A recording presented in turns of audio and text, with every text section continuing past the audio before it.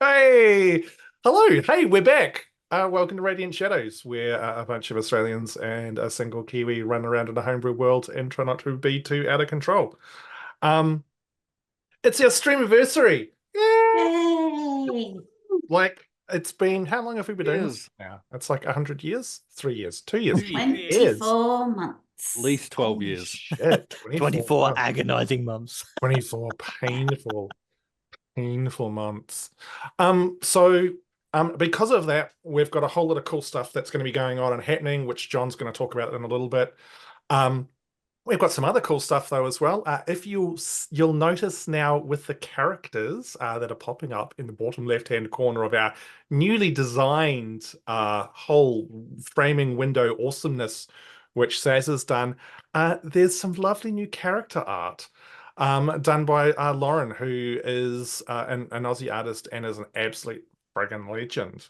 For those of you who might have had a chance, she actually did a whole bunch of the art on stream, which was super, super, super cool. So we've got that. We've got the new framing. I'm going to chuck it over now to John, who's going to tell us about how all the awesome prizes and giveaways and all that sort of stuff's going to work, because I don't know, because don't. So John, over to you, buddy.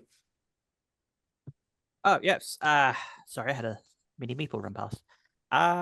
Yes, so we're going to be doing a giveaway. If anyone is active in chat, we will be giving away a set of metal ionized dice, as well as one of our steins. It will be the Rogue design. Is that capturing? Yep. Waiting out. Now, Half a stein. we will be giving them away at the end of this show, and it's just for if you're on deck and live. Apart from that, we've decided to do a little bit of fun. If we gain 50 subs over the course of the stream, we'll be giving away. Oh, John.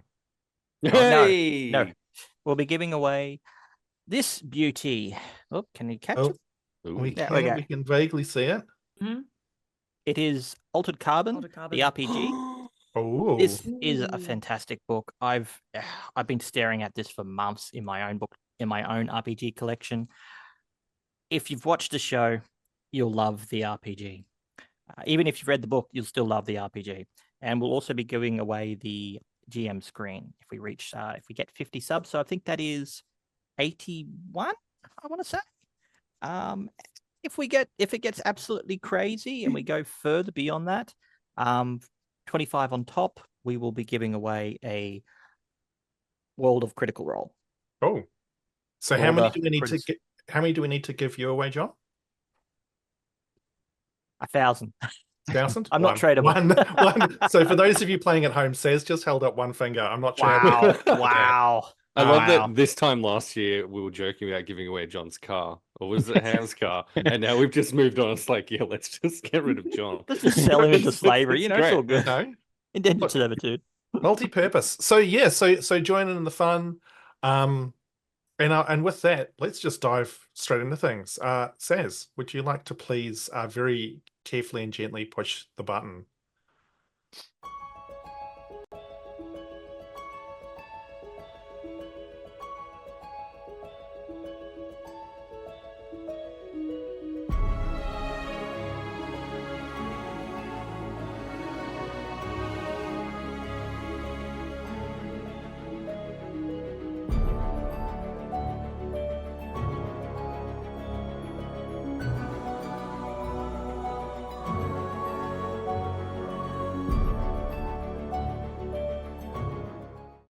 We're not audible over the intro. I'm a MacGuffin and forgot to mention something.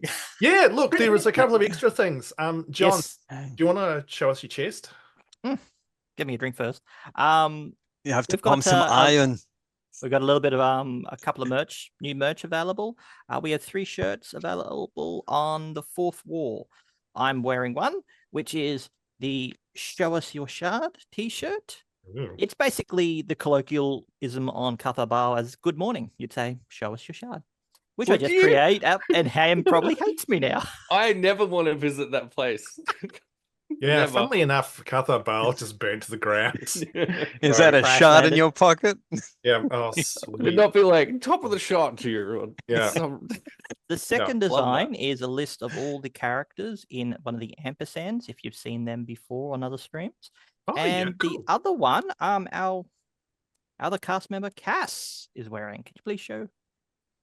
Little Miss Shadow Cookies. Shadow cookies. Yeah. And it's got Shadow cookies at the cookies. bottom. And got cookies on Awesome. it. It's very Um, comfy too. Outstanding. Long sleeves Oh, and very soft. excellent. They're a nice quality shirt. Phrase That's really introduced cool. by that Psycho Thea.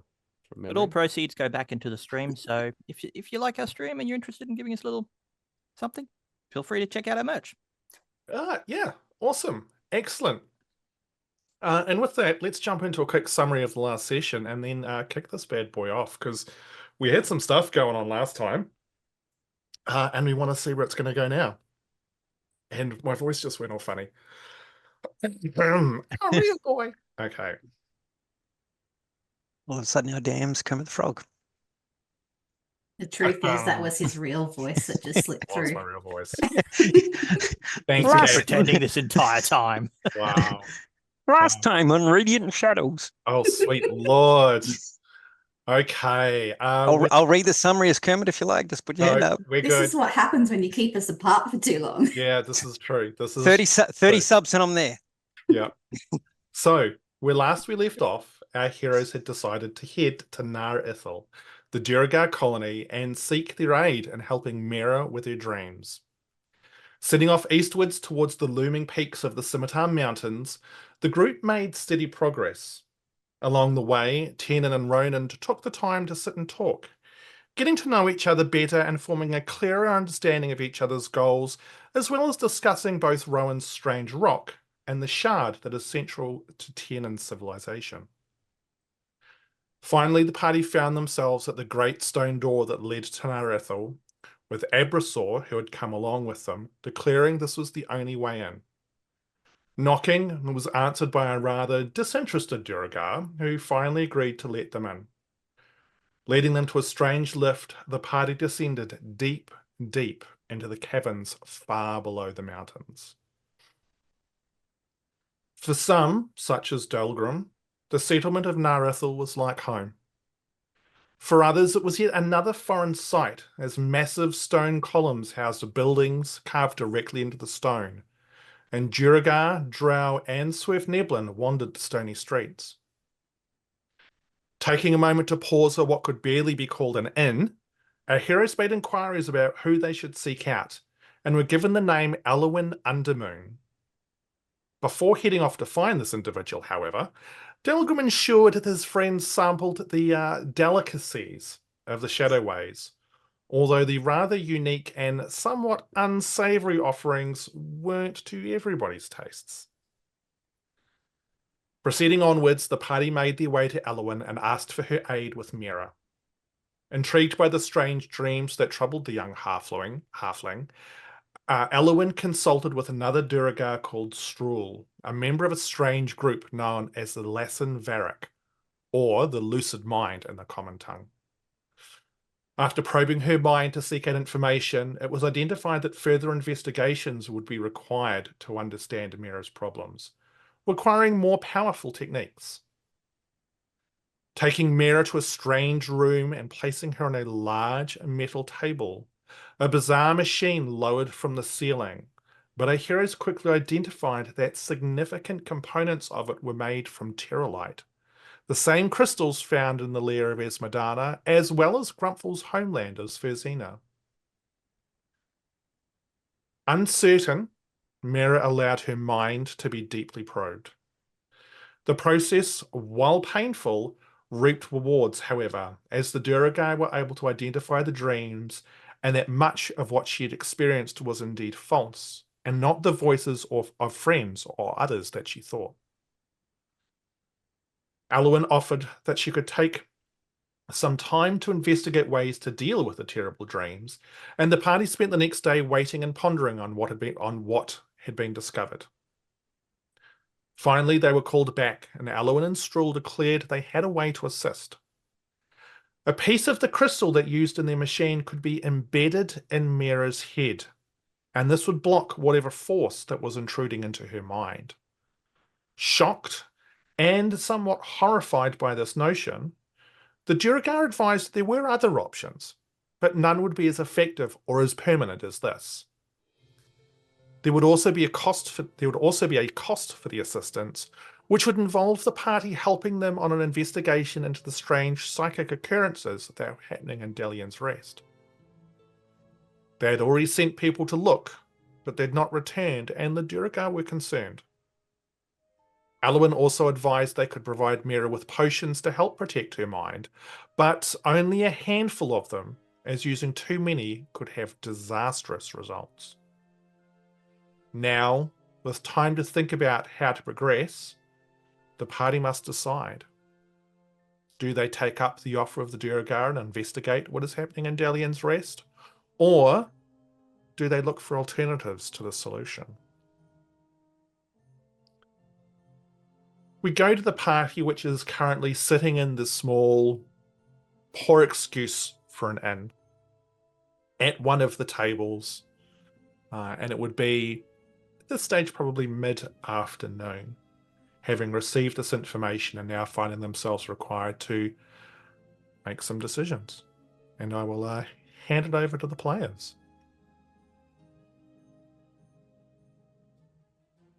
Miera, I know you enjoy making decisions. Tell me what are your thoughts about this offer that has been made to you. It's a big decision. And one I don't feel very comfortable with at this point in time.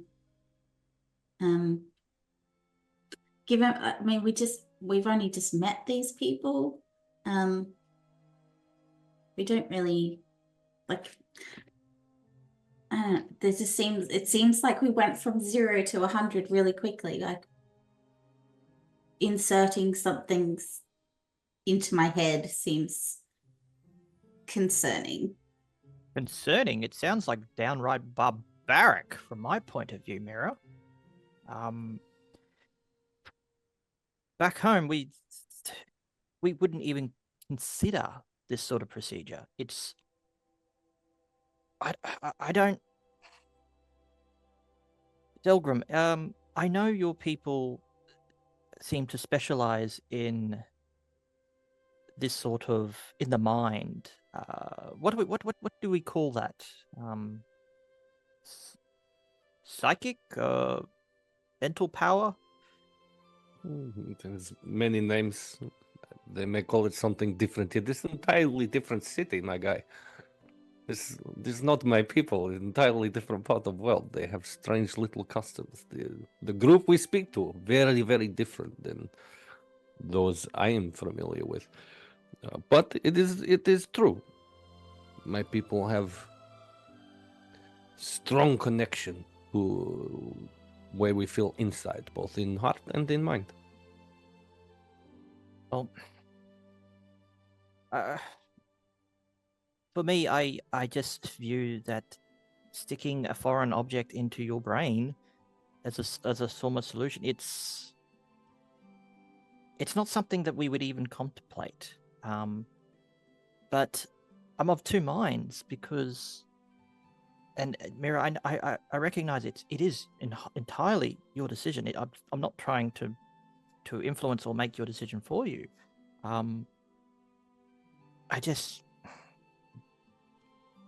What other option is there, really?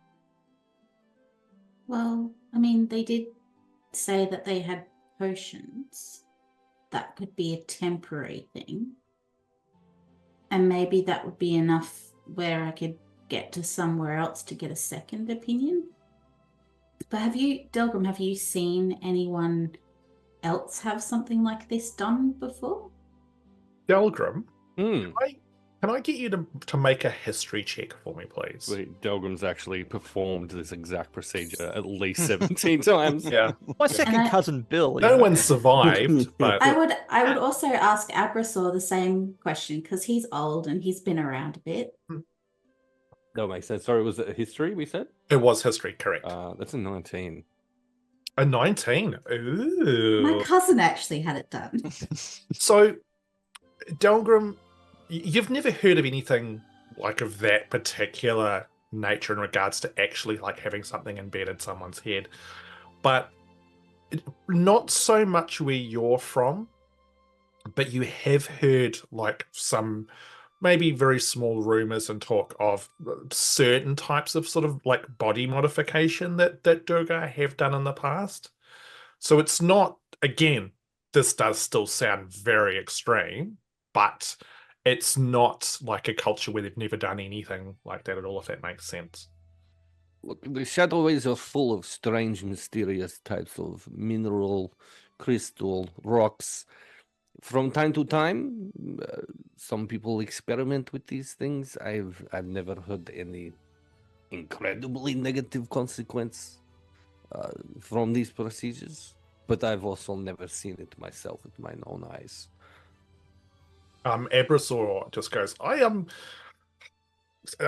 same as Delgrim. I've never seen this myself either, but I mean, I've heard of strange things, and I mean, really, what could go wrong? It's just crystal in head. It'll be fine. If it protects you from these bad things, it's a good outcome.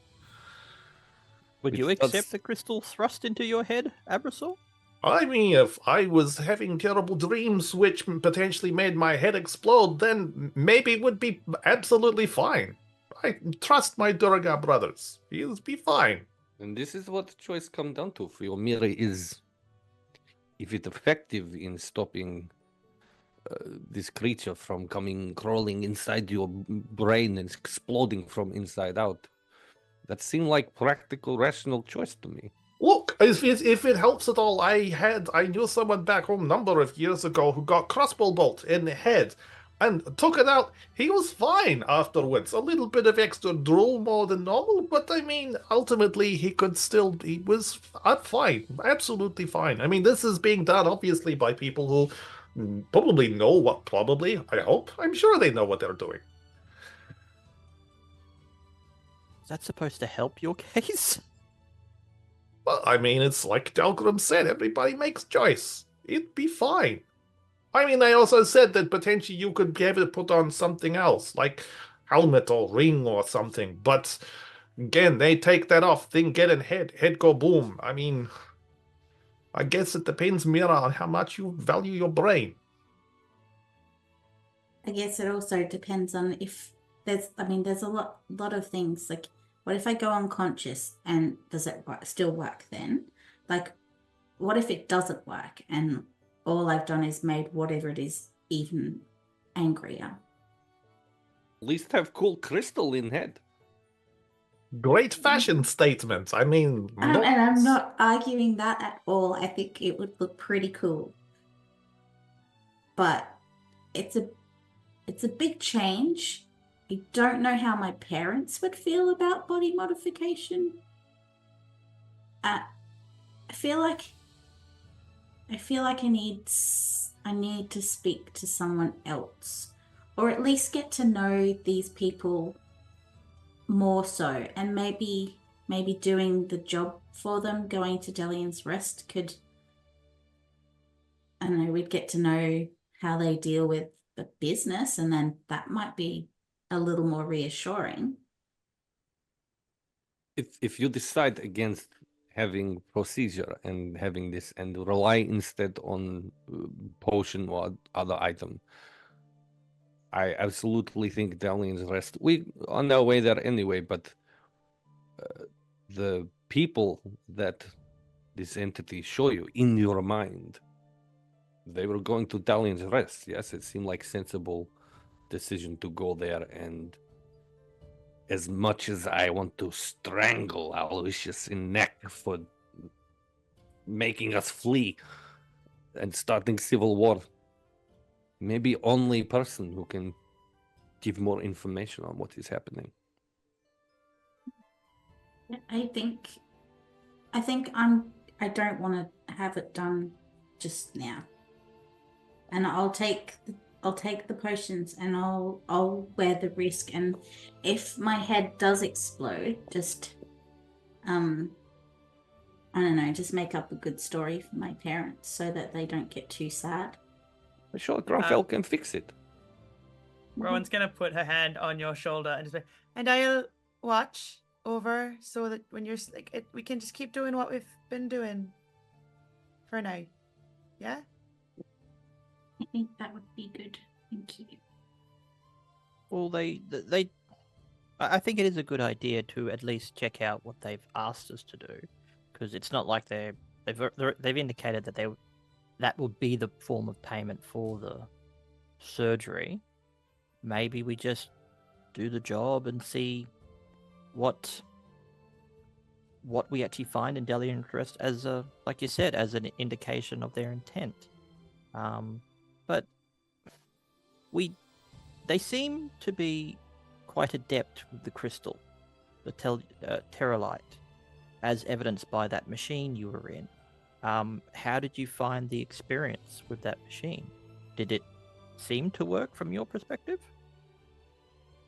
I mean, it hurt. But they were able to dispel. They said that they were able to. I mean, I don't really know. I'm just going off of what they told me. Okay, well, I don't know what you experienced during that, but it seems as though they're capable of utilizing these crystals in ways I cannot understand.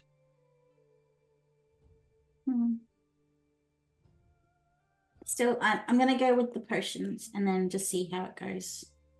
I think that sounds like a good idea. Yeah. We'll put the bigger decision off for later. Ebrasol reaches out and kind of gives you an awkward sort of pat on the shoulder, Miera. It's decision.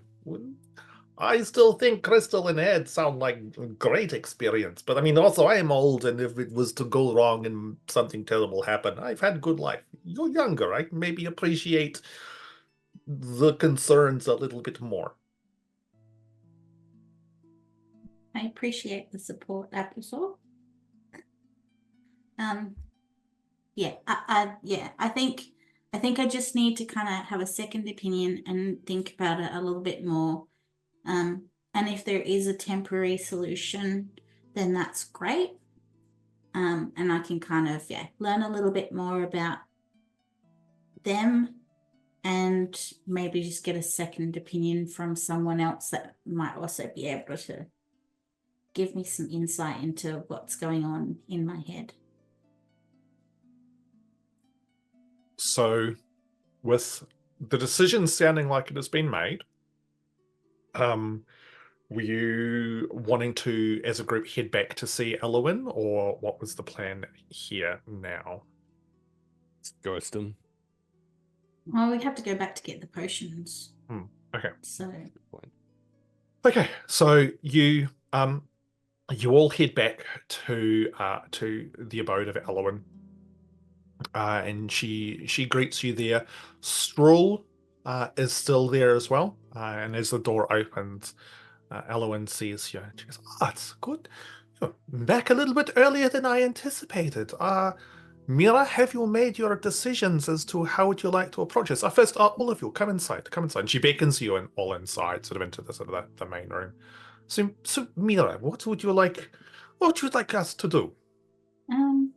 Well, okay, so we've all spoken about it, and I think the option we're going to go for, or I'm going to go for initially, is the potions. But we're still going to go to Delian's Rest for you. And then just, I guess, see how it goes, and I might come back and then get the crystal. But I feel like I need to kind of get to know you a little bit more. And obviously this job's a great way to do that. But also, and no offense, but I think maybe a second opinion would be good. I mean, this is fine. It's your head and your dream. I mean, ultimately, we are willing to give you the potions. if you will perform the job for us. So you will need to please return with the information whether or not you decide to progress with this procedure, or if you'd like us to maybe look at making you an item or something of that description. In regards to second opinion, there's going to be very few that I'm aware of in Dalian's Rest who might understand this problem. But if there are people you know or people that you think you can talk to, well, it's absolutely your choice. Thank you. With the potions, Yes. you mentioned there was kind of like a limit as to how many I could have. This is correct. So we would give you 6, which is the most that you could take.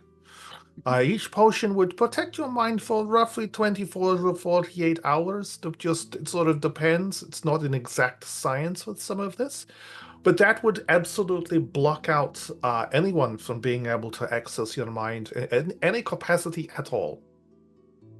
So what I would suggest, it's more you rationing them out and using them maybe when dreams are getting particularly bad. So don't take it immediately. I would suggest to hold on to them for the most opportune situations. Dalian's Rest is not exactly close from here. It's probably a good 10 to 11 days travel. So by the time you go there, come back, that's a long time. Looking at 20 days also, depending on how long it takes you to discover what you need to find out in Dalian's Rest. So it's a number of considerations for you. But this would offer you at least some kind of assistance or protection. What happens if I take too many? Honestly, I'm not overly sure. Last person that took too many, they went insane. But there's a certain amount of unknown with some of this. But I would suggest that it is something to not tempt fate with. Plus, we will make sure we only give you the maximum number that you should be taking. And you will not be able to acquire any from anywhere else. At least not of this type. Well, I still think that's probably the option I'm most comfortable with at this point in time. Well, very well. Would you like us to get you the potions now, and then we can start to discuss what information we can give you to help you in regards to your trip to Dalian's Rest? Yes, please. Cool, excellent. Stroll, if you could go and please organize the potions. And the mohawked duergar just gives a brief nod and turns abruptly and heads out of the room. Allawen gestures for all of you to have seats on the rather uncomfortable looking furniture here. She goes, please take seats. If you need to take notes with information that I'm going to give you, please feel free to get out pen and paper. But I will now tell you basically what the people that we sent out and any information that we think might be useful for you, and you're welcome to ask me any questions that you might have. So approximately it was about 2.5, 3 weeks ago, we sent 3 individuals to Dalian's Rest to try and work out what was going on with these psychic emanations. The leader of the group was an individual called Rezagast, one of our strongest Wernlorge. We also sent Yushan. Yushan is actually Drow, not Durga. And we also sent Zarina, who is a Sverstneblin, much like your elderly companion that you have with you now. Each has unique skill sets that we thought would be good for trying to ascertain information across Dalian's Rest. Rezagast was also provided with one of our psychic lances. The psychic lance is a device that we use to actually record psychic emanations and psychic memories, with the idea being that hopefully you get close enough to see what is going on, and use this to record the information within the crystals which are attached so that we're able to examine those later on. Much more efficient than people having to go and trying to remember all the details, although generally only takes someone with very strong psychic ability to be able to use. I knew you were going to say that. So the three of them would have all gone to and started at the Bellows and Grain Inn, which is located in the section of the town, Delian's Rest, called Old Town. Sent to Bellows and Grain because that's generally where anyone from Nar Ithil goes to when they travel to the city. It's a comfortable, very nice place. So makes sense. Is Ripoff like small place here? No, very well priced. It's good. I'm not sure what you mean by ripoff, but I mean, look. It's crazy expensive to buy things. The tiny little small shitty inn here. I mean, is we don't get many people who actually come down here to stay, so sometimes you got to inflate prices to cover for the fact there's less people who are available. Still have to make money, you know. Anyway, to refocus on task at hand, the other person that I think Rezagast and the others might want to go and talk to is Tilford at the Gilded Facet. Tilford is one of our contacts within the city. He is one of the people that we go and we often sell precious stones or ores that we mine. As a good person. May have some interesting information for you as well. What's the Gilded Facet? Is it a shop? Is it the Gilded Facet? Yes, it's a shop. In fact,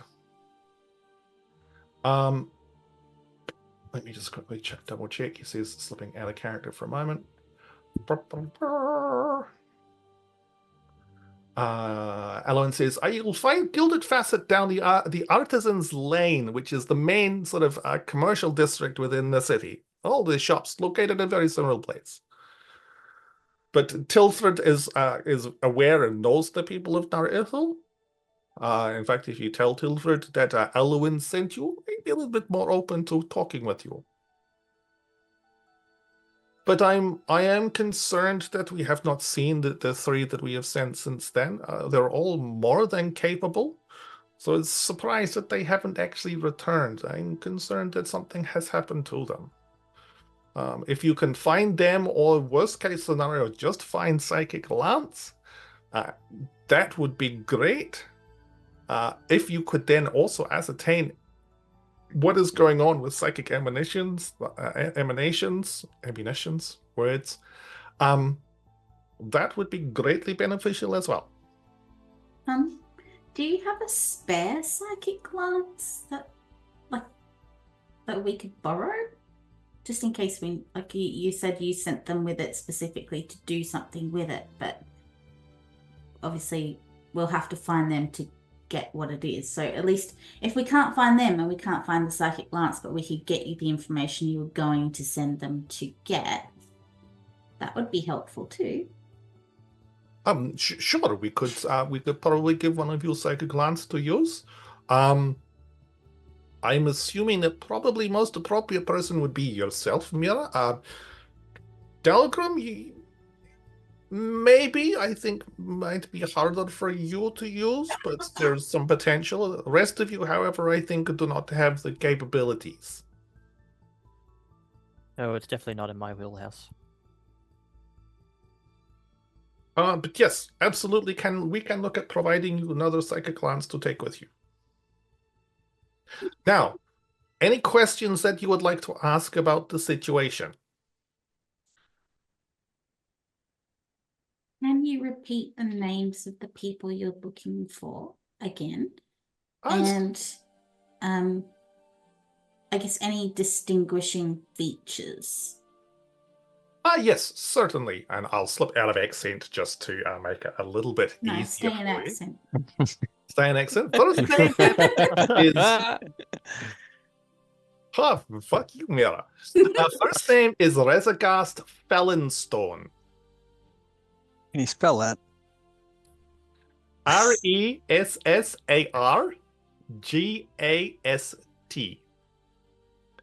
Razorgast is old duergar. You notice a distinguishing number of scars crisscrossing very heavily lined face, thick grey beard.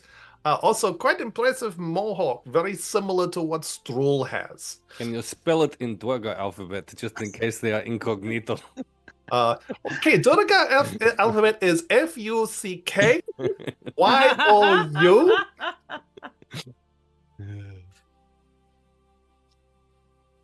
Razorgast is one of the most talented Wern lords, as I said before, so yes, I would have thought we might have heard from them.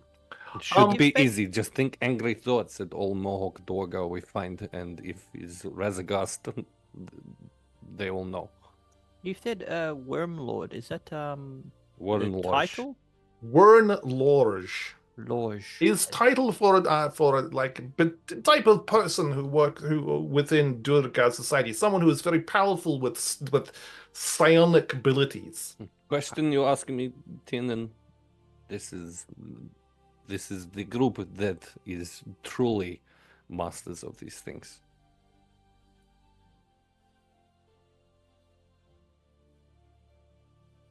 Does that give you information that you need, Tiernan? Yes. Yes? Okay. The second person that I talked about was Yushan Varlavor.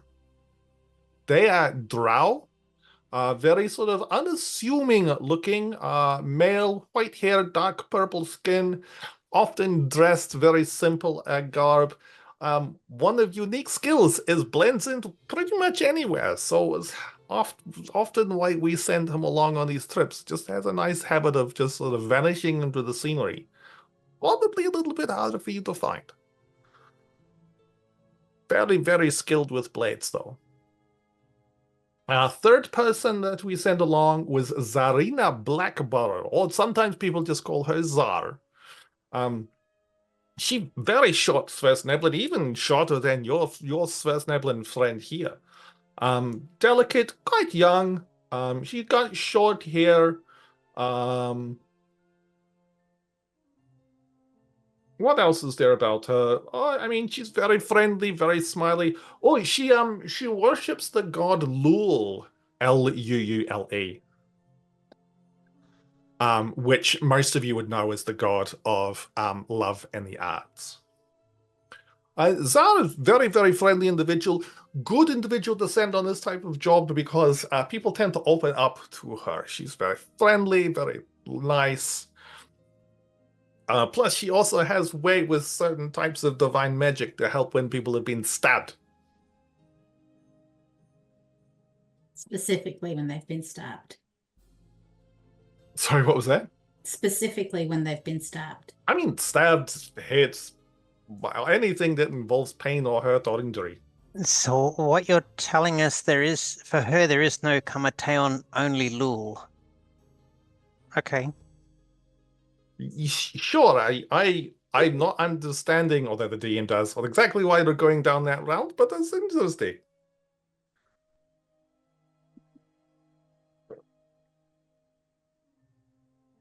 Now, any other questions that you have for us at the moment?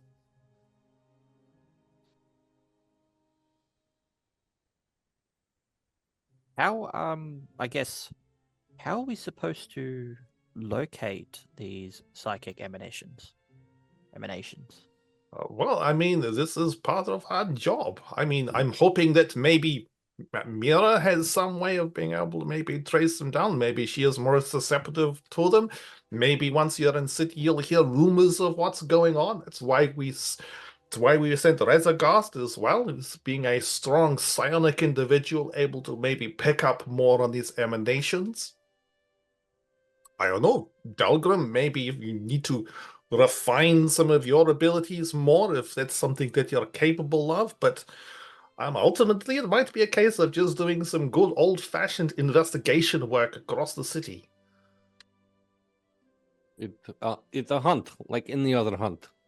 I have no interest in developing my skill set in this area, but if it is as large as you say, if you can feel it here, if it's affecting Miera at a great distance, perhaps I can be of use in tracking down in the same way as I would any other monster.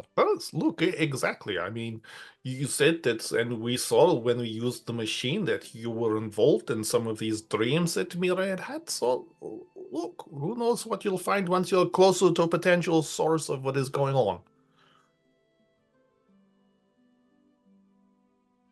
How So, long till potions are ready? Well, once Stroll gets back with potions, they'll be ready. well, I guess Delgrim and Miera, you two are going to be our compasses. Have I not been compass this whole time? Is that a trick question? I wouldn't say compass. Wow. Ranger shade. We have a ranger? The jokes. Wow. Wow. Wow. Like sometimes I'm sassy about the fact that I ranger sometimes as much as Delgrim, but also wow. Yeah, the shade is real.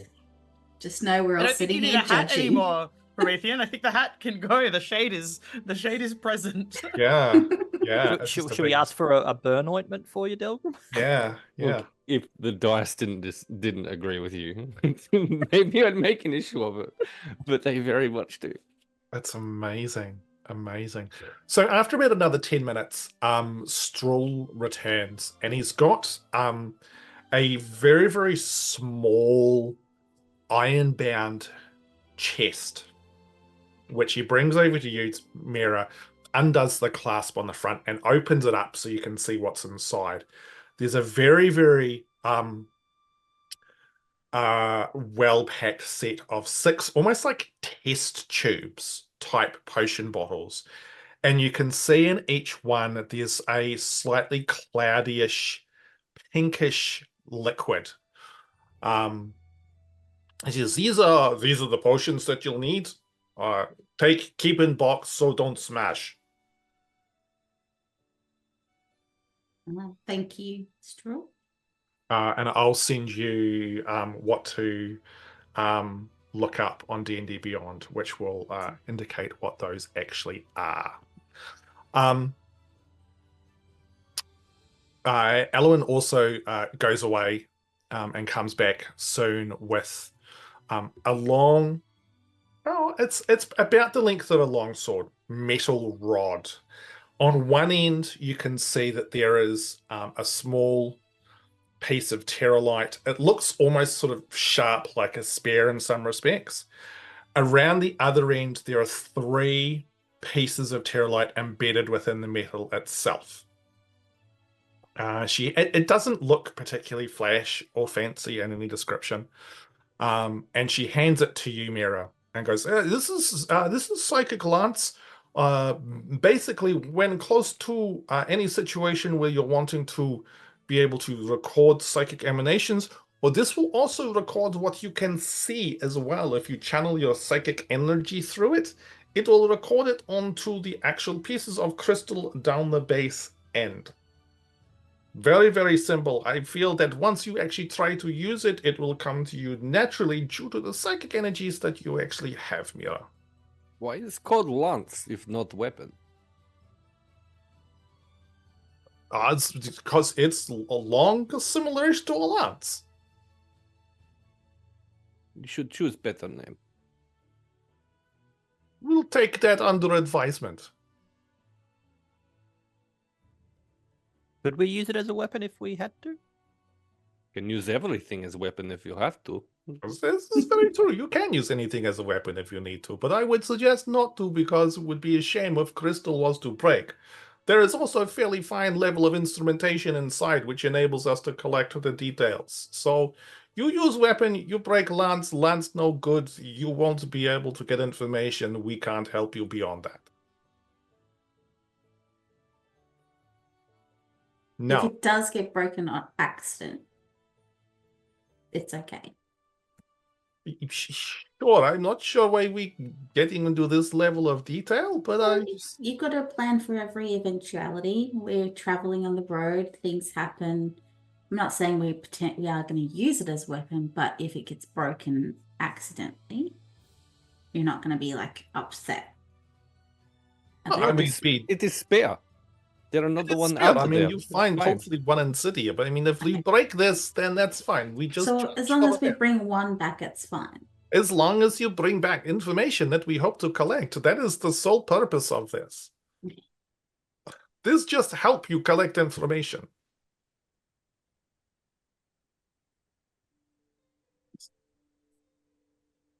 Strange group. Any other questions?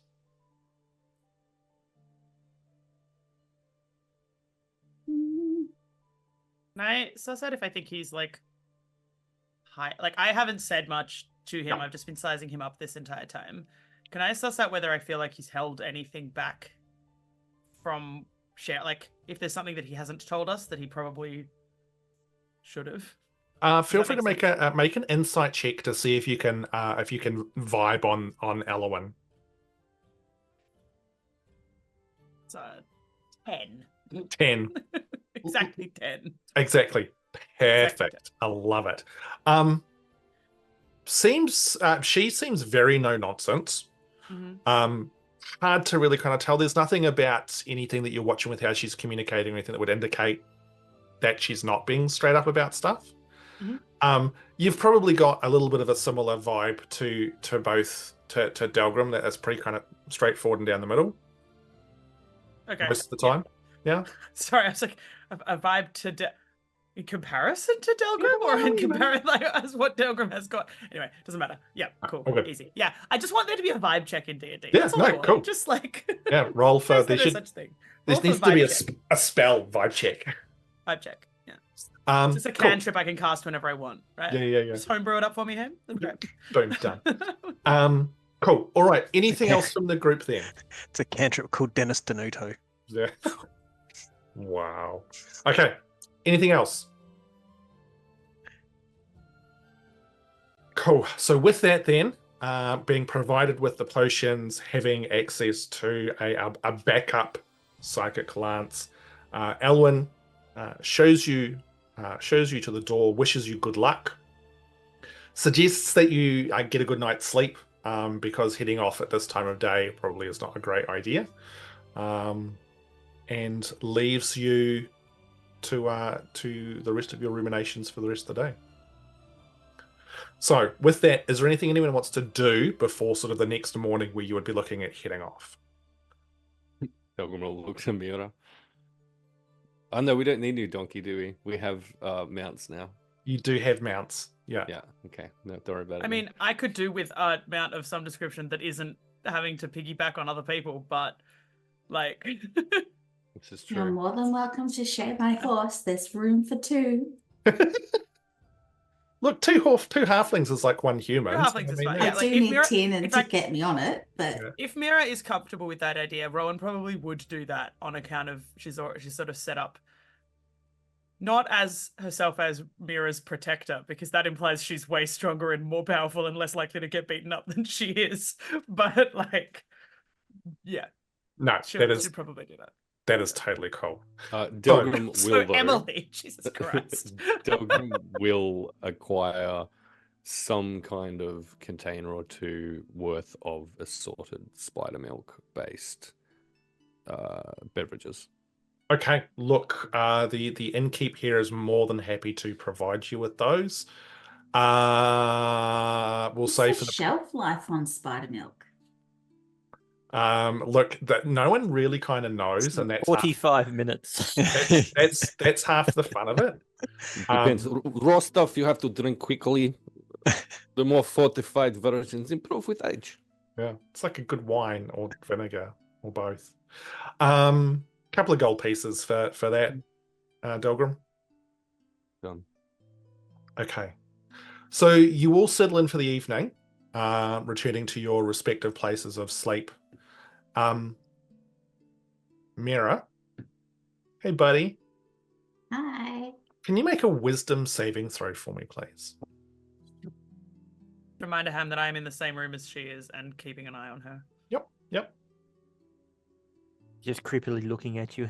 Yeah. In a very casual, non-creepy way. According to some people, that's romantic. No. Every breath.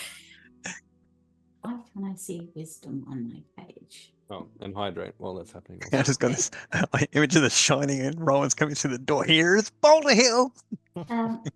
19. 19. Okay. Hey, Miera, can you roll a D100 for me, please? Excuse me. Yeah. I was going to do it on D&D Beyond. Yep. Third dramatic music. 37. 27. Thank you very much. 37. 37. Rowan, Yeah. can you make a perception check for me, please?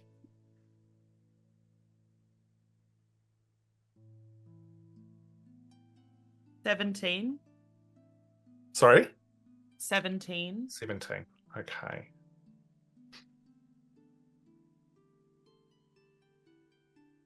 Miera. You're home in Sparkletown with Bex and your parents. You're having a lovely little afternoon tea, including sparkle cookies. Best sparkle cookies you've had in a long time. There's something that your mother does to them, just makes them just that little bit better. As you're munching on them, Bex leans over to you and goes, "Hey, Miera, I've got a secret."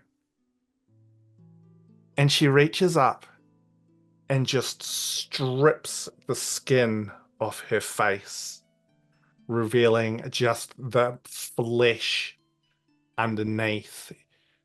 Rowan, you watch as Miera starts to sort of, you see her almost sort of jerk in her sleep slightly, sort of jerk away, before she sits like just straight up, staring right at you. Miera, for the briefest of minutes, the briefest of seconds, it's like Rowan doesn't have any skin on her face either. It is absolutely horrific.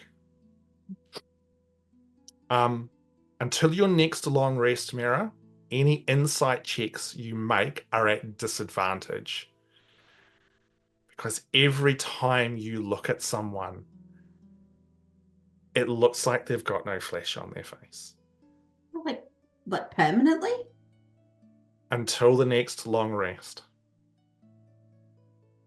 Just in the You first are- glance, or does Just their face come back? for a couple of seconds.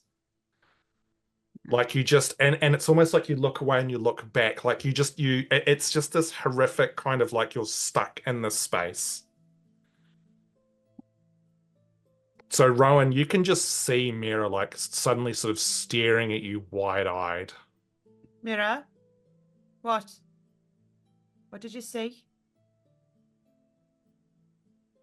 Is Rowan's skin back on her face now? It is Rowan's skin is back on her face now, yes.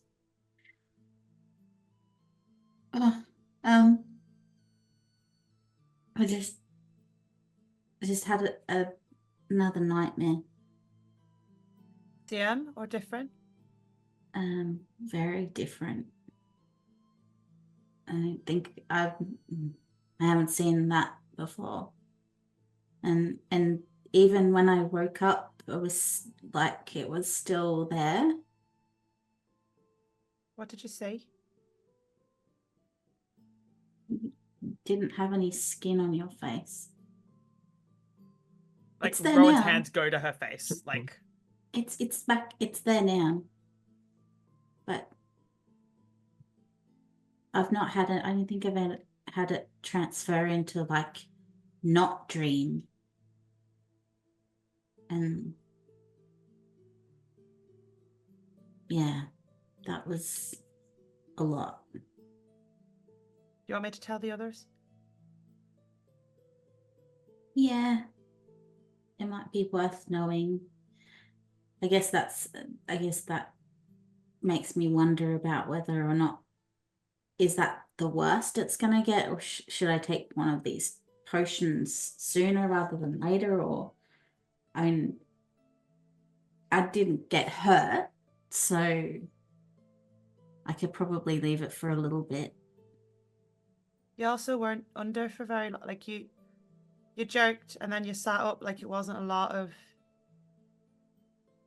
It wasn't like last time, right?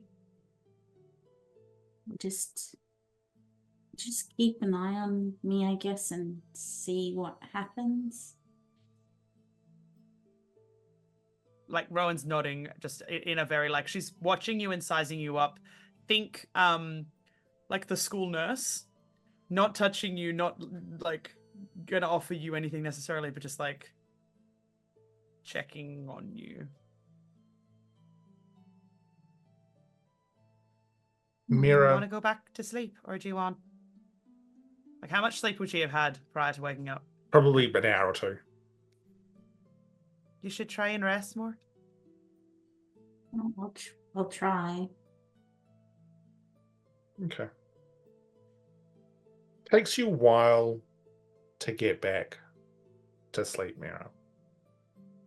And when you finally wake up in the morning, there are no more dreams, but when you sit up, you glance over it at Rowan, who's just sitting there, kind of casually keeping an eye on you. There is still that brief moment of there's no skin.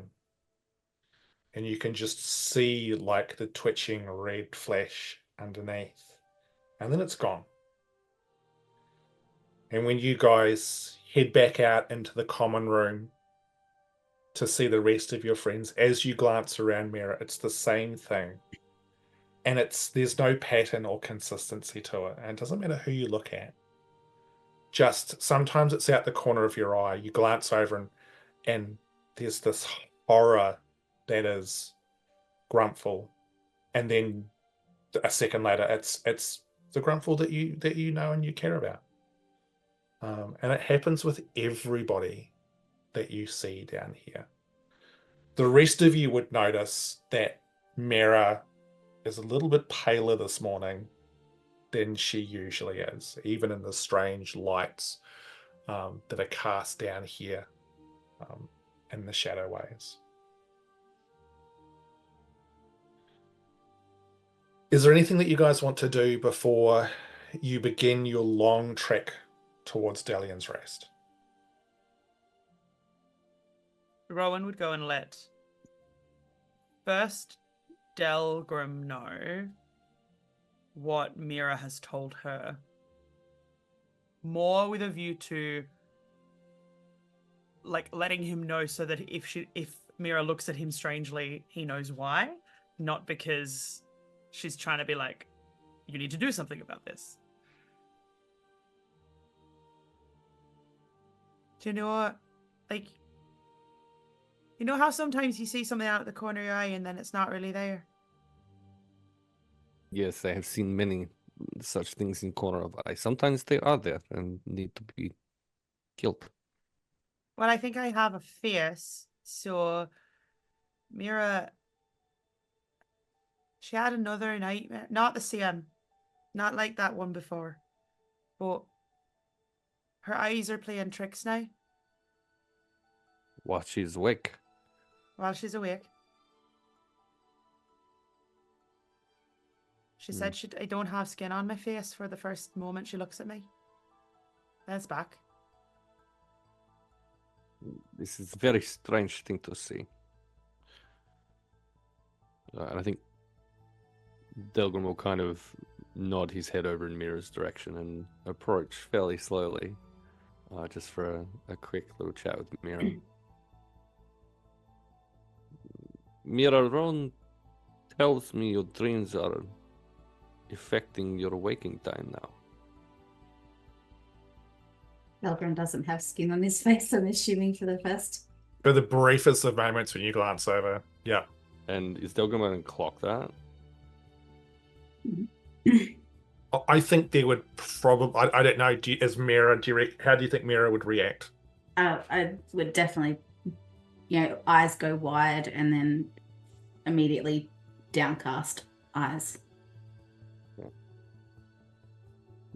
Perhaps you considered drinking one of the potions that you are given. Maybe this will prevent this. I know it only affects for 24, 48 hours, but maybe it'd be enough to help you if it is making you uncomfortable. I mean, it's disconcerting when people's skin is missing off their face, but it's only for the briefest of seconds and then it goes away. I don't want to take the potion too quickly in case, it does get worse. And we have a long trip.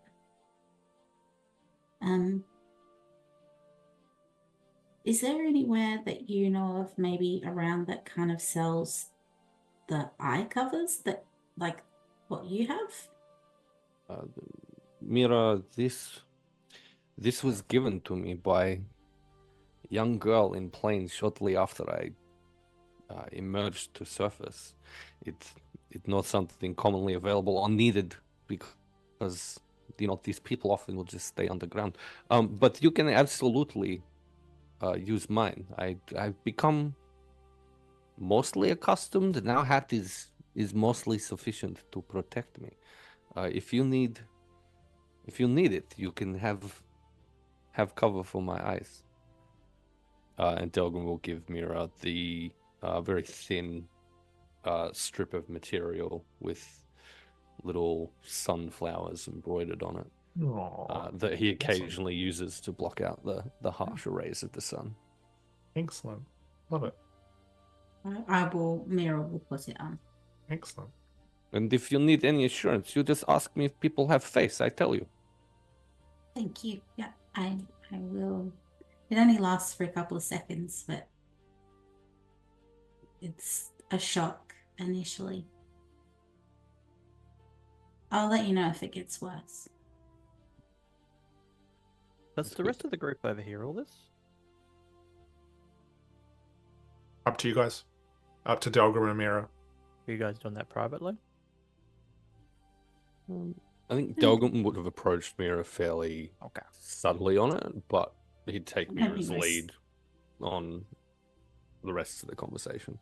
I mean, I'm not trying to broadcast out into the rest of the inn, so it would be quite quiet. Okay. So, as you're all kind of collecting up your bits and pieces, Ebrasor emerges from one of the rooms. Comes over to you, Delgrim, and goes, "All right, I see. Looks like you're all going to be heading off back up to the upper world today, and off to try and save your friend Miera by the sounds of things." Amongst other things, yes. We're going to Dalian's Rest to find exploration party from here that went missing. Nice city. Lots of interesting things there. I can't remember half of it because I've seen so many places. But look, awkward. Thank you, I suppose, for letting me travel with you and the rest of your friends. I appreciate it. I think that you have potential, Delgrim. It will be good to see you become much better than what you are now. So much stored potential stuck in something that really probably doesn't perform as well as it maybe should be right now. But would like to give you a small gift before you go, just as way of sort of thank you. A small gift, what, for Miera? Because if you die, feel free to leave that creature to Miera Greenleaf in will. I'm sure she'll greatly appreciate it. How many times have I told you, word does not think that you give to someone. He is his own. Do you write in will that you're going to leave Rowan to someone? No, Rowan is her own person. Just like words, not how things. Oh my god! See, this is trouble I have with you, Delgrim. 1 minute I think, oh, lots of potential. Next minute I think, dumb as a post. It's like it's very hard to understand you at times. Anyway, gift, because this is just getting awkward, and he thrusts like a small bottle at you, and he goes, "This is Gulbane oil. Smear this on blade. when those creatures that we fought other day, those ghoulish type Darkul come out, will be much more efficient way of slaughtering them. I could not get to it fast enough when they jumped me the other day, but I'm hoping that someone like you could use it. Honestly, you need the extra help until you've reached full potential. And up until that point, Delgrim was like, will have dropped kind of wall that he's put up between the two of them, and he was about to go in for a hug and have like this massive bro moment and say thank you until that last line, and he steps back and he just gives like a courtesy nod instead. I appreciate the gift. I'm sure this will help kill many ghouls. Good, excellent. Remember, you, full of potential, good people here. Maybe come back to Nar-Ithil one day. Have talk with Stroll. I think he could teach you stuff. As long as you don't die out there. Is unlikely. I already have confirmation I am superior Delgrim.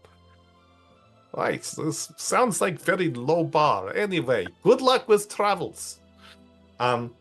He turns around just a little bit. he turns around, and sort of briefly to the rest of the group is just like, "Oh, safe travels. Make sure don't die. I'm sure you'll all be fine out there." Goodbye, Abrasor. It was. I wouldn't say it was nice seeing you again, but it was a bit of an experience. I said you, Tiernan. I mean, you interesting person. I don't understand strange thing you point at stuff, but those to do good job. Grumpfel will go over to Abrasor and at least shake his hand and say, "May your life and duty be long and blessed." Thank you, Grumpfel. It's nice to have another gentleman of my own years around. We understand the experience that life brings, unlike these younger ones who just sometimes are remarkably stupid. Look, the young are full of vigor, and the mature sometimes escapes them, and not everyone. But I'm sure we will run into you again. Maybe you'll go. Who knows? Hopefully you will come back here, and I'm still here. I'm not planning on leaving anytime soon. Old sore bones. Maybe rest for a bit. Keep an eye on this lot, though, Grumpfel. Be nice to know you. It seems to be my calling to shepherd and cradle and help, and at the same time find my own stead. Good gnome. You're a good gnome, Grumpfel. And with that, he moves on. Goes over to Rowan. Rowan, honestly, don't really know you. We have not talked much, but look, I guess don't die. That's the goal. Excellent. Not dying. Excellent. I think that's a very good way to approach life. Make sure you help out these others. There's an interesting group of people who have better and worse sides of everybody. I'm sure you can probably offer assistance to many of them. I'm sure they help you too. I'm sure there's things you do wrong as well, but I haven't really had a chance to see it yet. But good luck anyway. She's like nodding in that, like, why are you still talking to me? You don't know me. Yeah. Awkward dinner party moment. Yeah. He's like, okay, good luck. And then he goes over to Miera. He goes, Miera, Yeah. stay safe. That's You the plan. good person. I think. Remember this when you return. Use choices to make right choice. Maybe embrace risk a little bit more in this situation. I trust the people here. You got and he kind of leans in a little bit so that the others can. And he goes, good bunch of people. Oh, the Delgrim one can be a bit dumb at times, but I still think he has got lots of potential. But good people. You're a good person, Miera. And he gives you a hug. Stay safe. Don't do anything too stupid. And if all else fails, and he chuckles, he's like, if all else fails, just push Delgrim in front of any danger that gets in the way. Leans back, gives you like a slap on the side. And Abrasor, Oh, yes. Yes. Make sure you tell Wirt that I'm a good person too.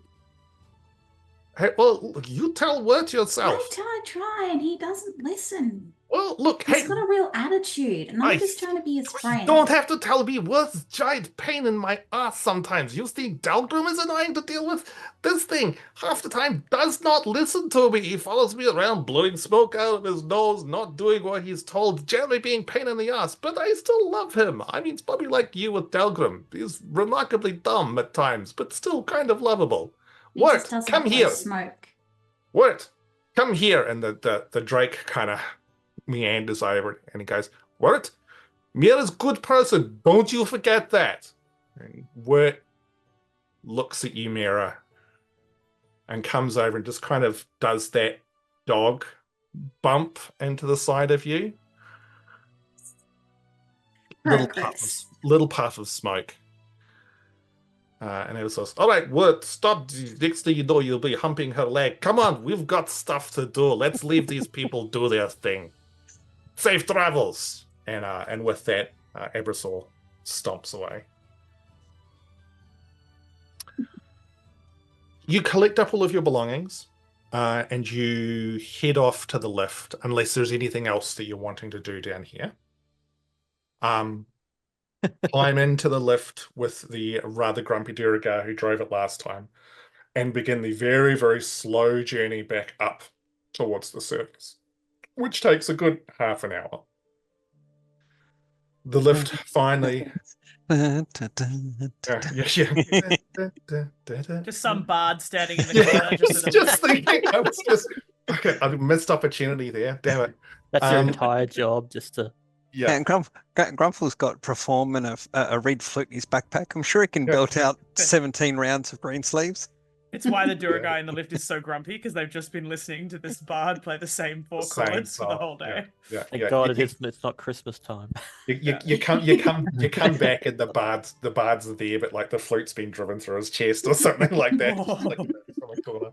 So you guys get to the top, and finally exit out of Nar Ithil into a bright sunny day, and begin to head towards Dalian's Rest. Now, it is a long journey. It took you about 5.5 days to get here from place where Brain is now not working because Brainy Brain. So let me quickly grab my map from Bellcry. Oh, that's the one, Bellcry. Yeah. Not what I was saying at all.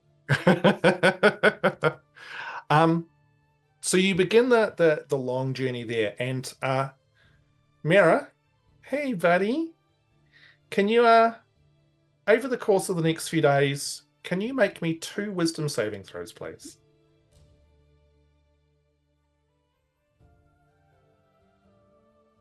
One was a 9. Yeah. Okay, so just stop there. We'll roll with that one.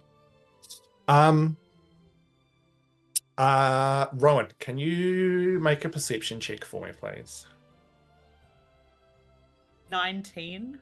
19. Okay. Yeah, I rolled an 18 and I have a +1. Awesome. Miera, can you roll a D100 for me again?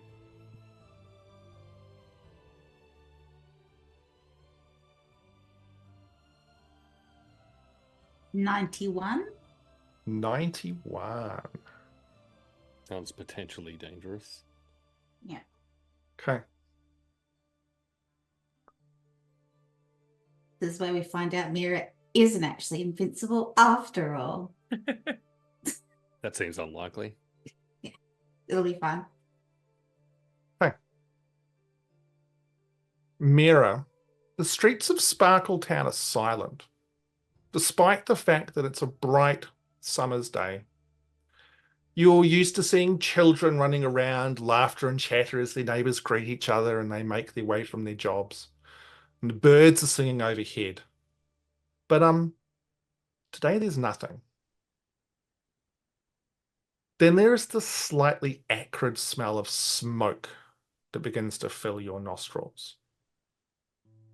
You turn and you can see flames beginning to lick up the side of the buildings. Smoke fills the air as you watch the fire spread. You look down, and your hands are ablaze. The arcane is raging through you. This was your doing. And you're not sure if you hate it or if you love it. Rowan, you briefly start to see Miera's hands begin to glow. She's not moving, she's lying remarkably still, but her hands, almost a fiery sort of arcane touch to them.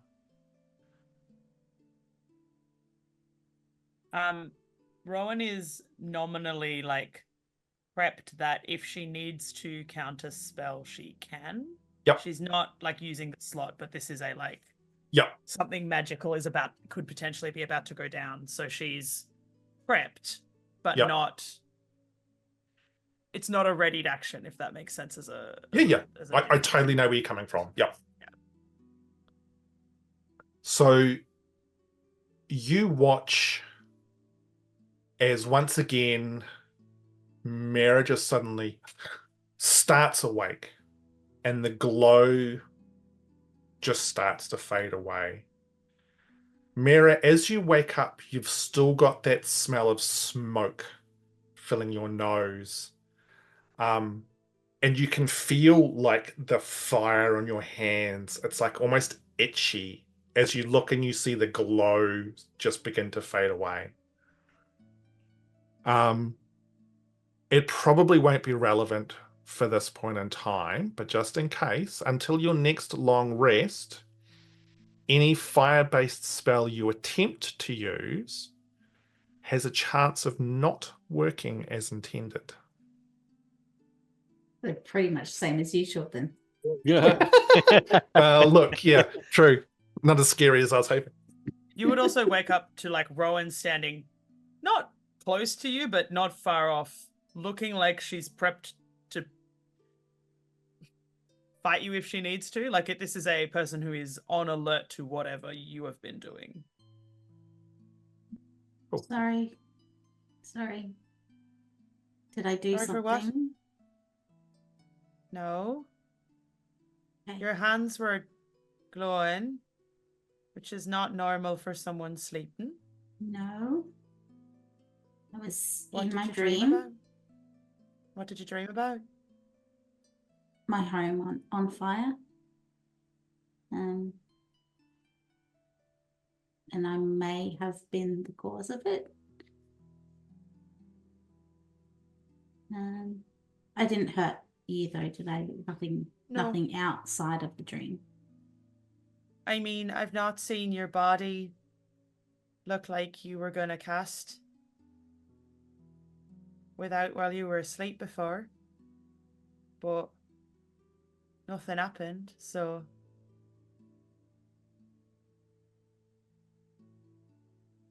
Do you think I should take that potion now? Or wait? I was always told, Miera, that I can't make decisions for other people. I can ask them to consider sides, but I can't make the choice for you. If you want to take it, you take it. That's on you. It's not on me. I'm not the one drinking the thing, right? Mm. I'm not the one dreaming the way you're dreaming. Damn, how long into the trip are we? Like, So this would be day 3. Day so 3. So it'd be like nighttime. So you're a couple of days away from Belcrow. Okay. Of roughly a 10-day journey to get to Delian's Rest. I'm just gonna see the night out, I think, and see how it goes. Okay. I just don't want to take it too soon and run out and potentially be in a bad situation in a few more days' time. Seems fair. She's Okay. looking at you like she believes what you're saying. but also she's slightly freaked out by the fact she just had glowing hands. So she's not by any means like not her normal self, but you can tell she's just slightly more wary than before.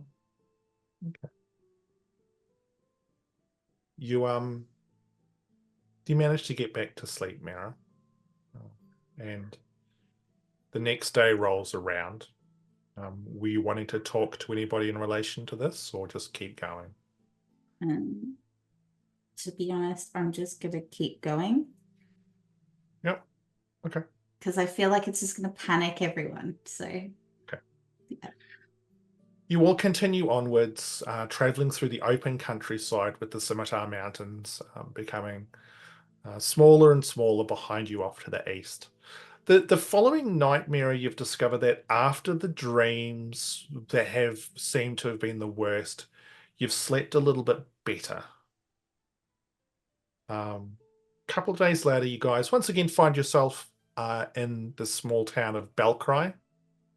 Are you wanting to just continue onwards? Was there anything you wanted to do as you reach the small settlement here? Nothing comes to mind for Tiernan. Grumpfel will probably pop back into the Kamataon temple. Yep. Like no interaction needed. Just go in and sort of have a moment there to reflect. Yeah, for sure, for sure. No, it's nice. I think for Grumpfel, he finds that sense of peace that, in particular, in the resting home, it's a nice environment for him. I will ask Hamish. Tiernan is working on creating that device. Yep. I'm not too sure how long it's going to take for him to make, but he's not so much in a rush. He doesn't want to get distracted too much. He just so let me know when he'll actually finish it. Yeah, for sure. Can I actually let's throw a tinkering roll in there, and we'll just we'll use that as a little point of reference.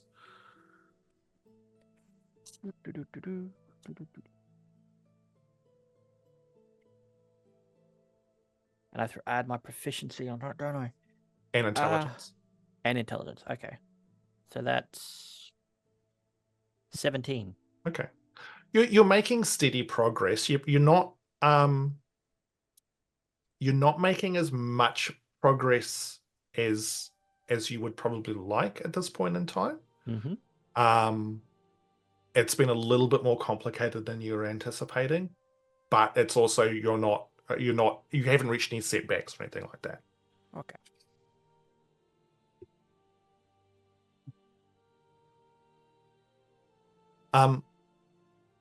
So as a group, you continue onwards, following the road, which now starts to head northwest towards Dalian's Rest. You end up crossing what's known as the King's River, which is the main river that flows from the north through to the south.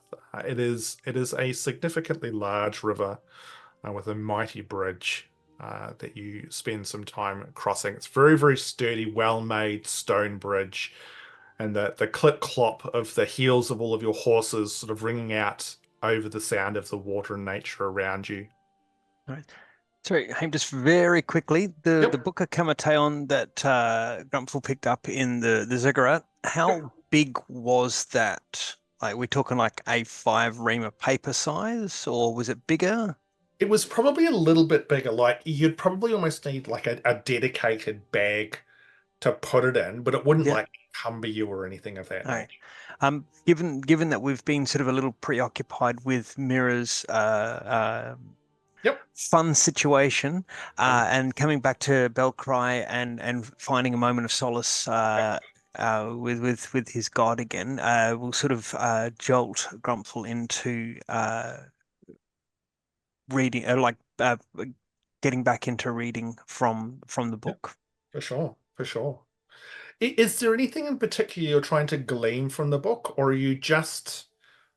I think it's he has thumbed through it when it first appeared, and given the fun that we had in the ziggurat with it, and he has sort of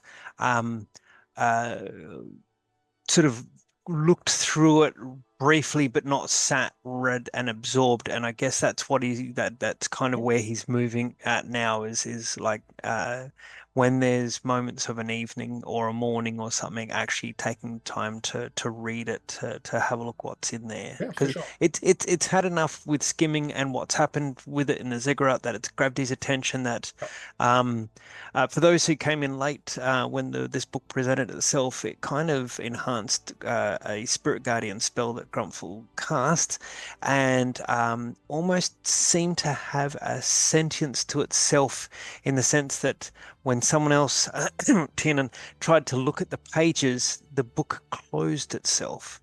So, and then Hamish described a little bit of what Grumpfel saw in the book, and so it's kind of like, yes, this probably warrants a heavier,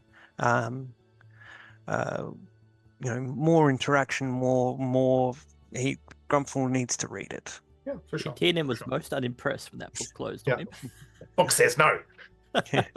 So Grumpfel, you've been slowly sort of absorbing the book. As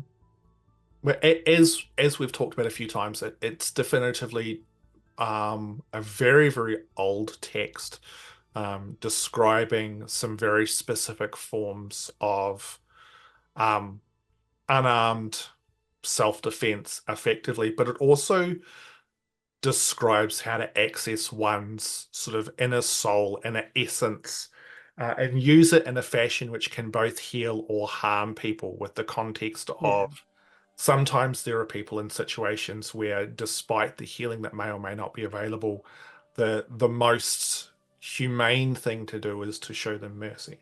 Mm-hmm. Yeah, given Grumpfel's later calling in life to adventuring and being a cleric, and some of the things he's seen and done, not that it can be proven, and sort of that focusing within and without, kind of it sort of rings true for him. So yeah. And it's interesting because, again, the text on the page, it seems to move and almost guide you at times. And then one night, when you're about a day past a bell cry, you're flicking sort of through the book, like you've probably thumbed backwards and forwards through time a few times, and you get to the back of it, and there's a page there which is blank.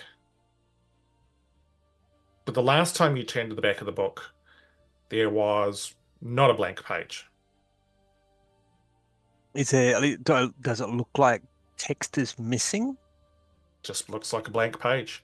Paper seems like old, like the rest of the book, but it's yeah. If he did do some flicking through, and the last, everyone looks at the last page of the book, you want to spoil what happens so that you don't have to intently read through a book.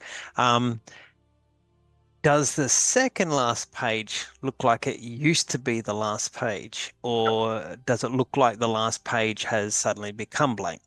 No, it looks like the last page is still the last page, and that another page has just appeared.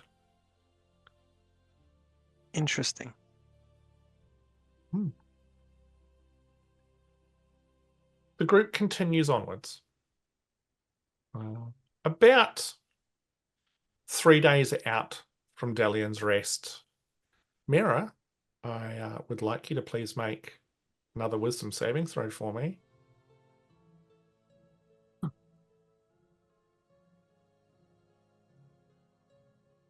$17.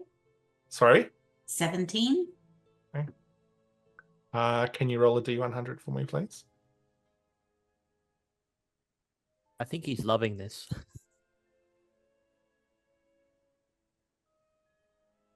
79.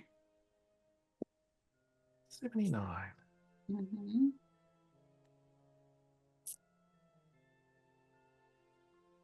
Has all the other stuff worn off? Because I'm assuming we're having long rests in It between. has, Okay. absolutely. It's helpful.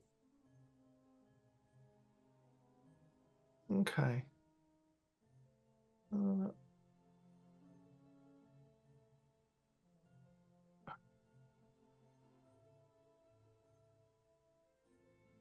Sorry, I've managed to completely lose my self on my table. Well, I guess Miera just has dreams about unicorns and rainbows, and it's Yeah, a wonderful totally. night's sleep, and Yeah. we get to Dalian's rest then. No, Yay. absolutely 100% not. You'll die. Everyone else, does Miera survive? He wakes up in a crater. The camp's just gone. Yeah, those fire spells really didn't work I the don't way know. I intended them to. Grumpfel's coffee would be strong enough that it would still be sitting there even if he wasn't. Yeah. It's like tar. It's just about right. You need Everything to else cover your is shield with gone. that stuff. Hey. What did you roll, Rowan? A 1. Oh, A dear. natural one. And This if you'll one's allow going me. through the keeper. Yeah. So I'm really sorry. Not what I can do. This one. I went to use the bathroom and you had a nightmare and it's nothing I can do to help. Yeah. Sorry. Miera, magic courses through your body and you have never felt more alive. Your body almost thrums with the power. But then it starts to become too much. Your head starts to ache. Your eyeballs begin to throb. The pain grows until it is unbearable. The entire party is woken as Miera screams. Miera, I need you to roll 2d4 for me, please.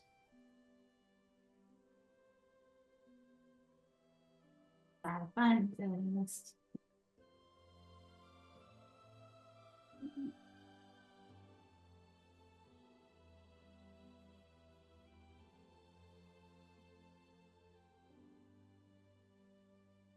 Okay, a 2 and a 4. You take 6 points of psychic damage. The rest of the party, as they sit bolt upright, see Miera's cheeks become pale and somewhat sunken. Her eyes become just a little bit more deep set. Miera, that 6 points of damage that you've taken is permanent. What? What? What? Hey, Miera, So what is your current hit point total before you've taken damage? It was 35, and now it's 29. And the DM reveals his true self at last. there you fine. are, Peter. Still invincible. You feel shattered. Your head aches. Your body, you know how when you get the flu and your whole body aches and is sore? That's how you are feeling right now. That's one hell of a flu.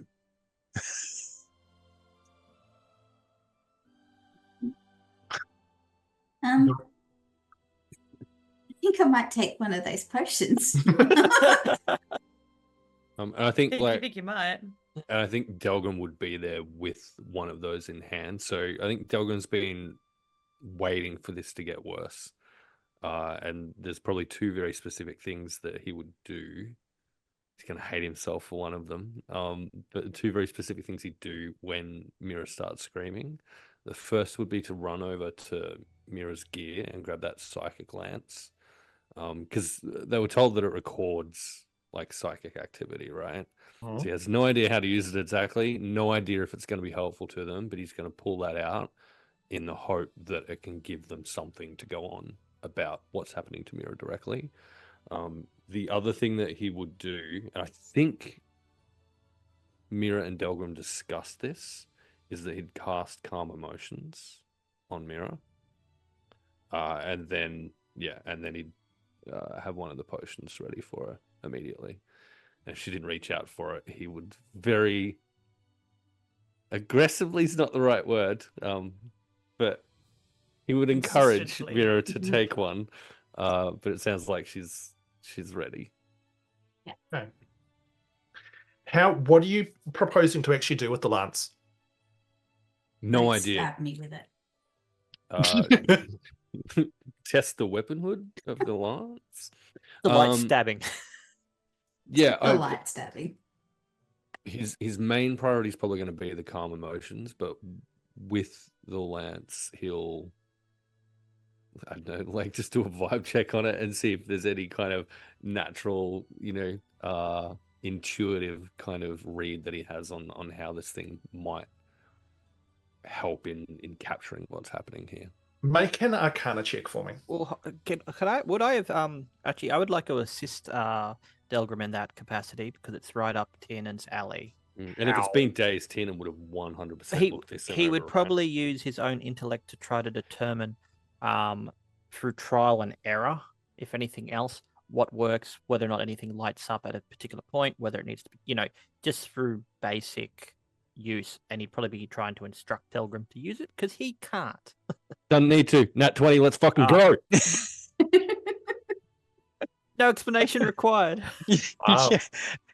Delgrim looks at Tiernan. It's a lance. Hello. He's like, I got this. There was a user manual strapped to it the whole time. That'd be like Greatest American Hero. Like he's carrying it. The use manual's fallen out the back. Okay. Delgrim, you pick it up and you kind of and you got the thing and you're sort of half pointing it at Miera. Tiernan, you kind of come over, and from Tiernan, all of your examinations, there is nothing obvious about how. There's no buttons. There's no you've played around with the crystals on Poor this is the design, most terribly designed, unintuitive, user friendly, Yeah, it is like whoever wrote the user manual for this, they need to get a better technical writer. The GUI is terrible, absolutely appalling. Delgrim, in the moment, you kind of point this lance at Miera, and that sensation that you had when you were both in the same dream together begins to sort of manifest and flow through you, and you feel a connection. Can I get you to make a wisdom saving throw as well, please?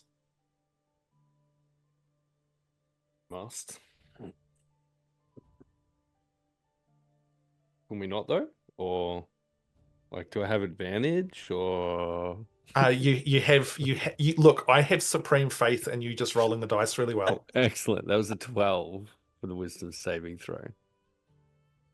And we just got a whole bunch of subs from Lump Sum. Yeah, Got 10 holy gift subs shit, from an anonymous person. Sorry, that was incredible. Maya. Which is absolutely outstanding. Let's see if those gift subs will save help Delgrim. What'd you roll? 12. 12. Okay. Roll 2d4 for me. Don't forget you got inspo if you want to go again. Yeah, I do. It's coming to the rescue. I do have inspiration. Right. Thank you, Heath, for the reminder. Okay. Cool. Eat it, Hamish. Can I? Wow. Hush. Fuck! That's a 4. See, that's what you get for taunting the DM. And I was just about to you can't say, eat it, Hamish, and then roll it. You roll it, get a good one, and then say tell me to eat it. Hamish. Yeah. and I just You know realized what, Pro? I'm savoring it right now. Tastes so good. Yeah. You know what else tastes good? These 2d4s that I'm about to roll. When I eat them. Okay, 4. 4. Okay. There is this wicked backlash, or almost like psychic energy feedback through this thing. You take 4 points of psychic damage. Yours is not permanent. But for the briefest of moments, you get flashes of what Miera had dreamed. And there's this sharp pain in your head. I want to kill whatever is at the bottom of this so badly. Excellent. Thank you. Miera, you take the potion, which I have added to your character sheet now. It is entitled Potion of the Fortified Psyche. You uncork one of the vials, and there's this smell almost of like sort of sea or sort of that slightly salty, almost seawaterish. And as you down it, it tastes a little bit like drinking like seawater. And then all of that pain that you just experienced just instantly vanishes. And it feels like someone has almost sort of lovingly wrapped your mind in this warm blanket.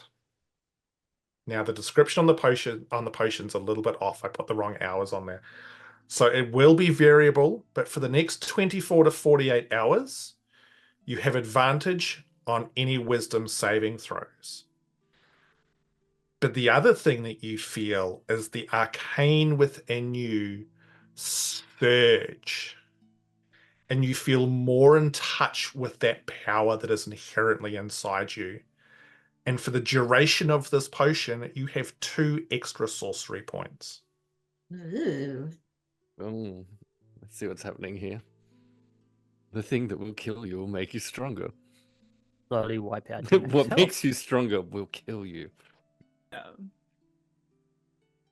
Okay. Is there anything else that you would like to be doing over the course of this evening? Swearing a lot under his breath in Undercommon.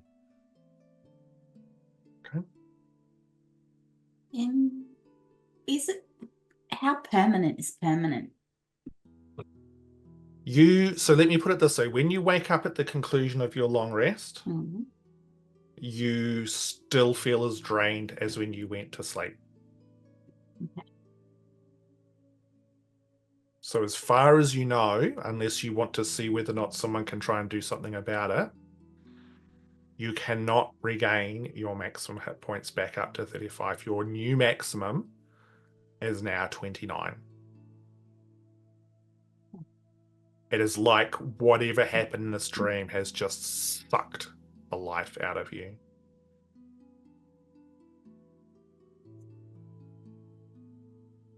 Okay. You haven't killed me yet. The party the GM. continues. Sorry? Don't taunt the GM. Yeah. I'm invincible. Yeah. I'm still sticking to it. You wake up in the Well, morning and you look. still feel drained. Yeah, you're a mid-level employee. Oh, Jesus.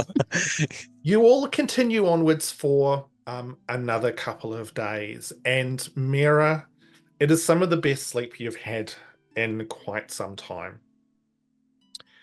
It is peaceful and rested. Rowan, you like Miera just seems a lot more kind of relaxed with how she's sleeping. There's less sort of movement. She just seems a lot less stressed. On probably mid-morning, the party finally arrives at the city of Dalian's Rest. For a lot of you, when you got to Harrow, it was probably the biggest town or biggest city you'd ever seen. But Dalian's Rest dwarfs it. This is a massive city. It is the capital of Kingsvale. As you approach the large gates that stand open at this time of the day, there are wagons traveling in and out along the roads, heading in various directions. You can see that the river itself actually runs through the center of the city, basically cutting it in two as the river runs east to west. There is no towering castle in the center. There is no sort of huge monument. The closest that you can see is that on the southwest side, there appears to be a fortress upon which there is a tall tower, and even in the day you can see there is a powerful light glowing from the top of it that seems to be directed towards the south. As you approach the gates, you can see through into the town itself what appears to be a much nicer, much cleaner city than Harrow. Whilst the richer parts of Harrow were lovely and well kept, the lower parts of it were filthy and derelict and terrible. You're not really sure what part of Dalian's Rest that you're entering now, but as you go through the gates and the guards there give you a nod, you can see people going about their day. People smiling and laughing, greeting each other as they go about their daily tasks. There are children running down the streets playing ball. It is a significant vibe difference from Harrow. Laughter echoes through the streets. There's an edge of people talking in much more relaxed ways. Harrow was Yeah, pretty relaxed until Aloysius set a bunch of people on fire, I guess. I think on the way past the guards, Delgrim will ask for directions to, is it the Bellows and Grain? The inn we'll direct it to. Yep. One of the guards says, "Yeah, sure." And if you go, and starts to give you directions, directing you towards the quarter known as Old Home. Do we know anything about Dalian's Rest? Make a history check.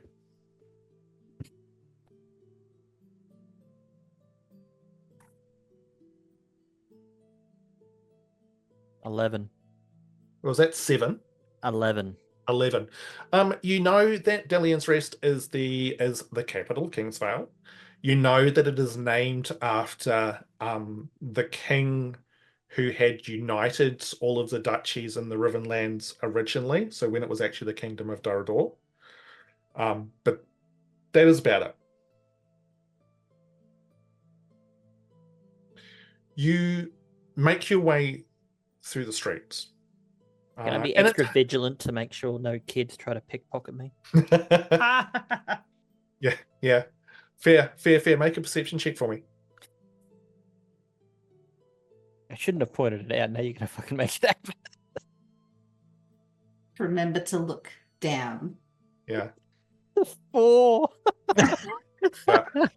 Or Blinky be on one-year-olds surround alert? you. How much money don't you have? No, I'm kidding. Can we make a perception check and just watch it happen?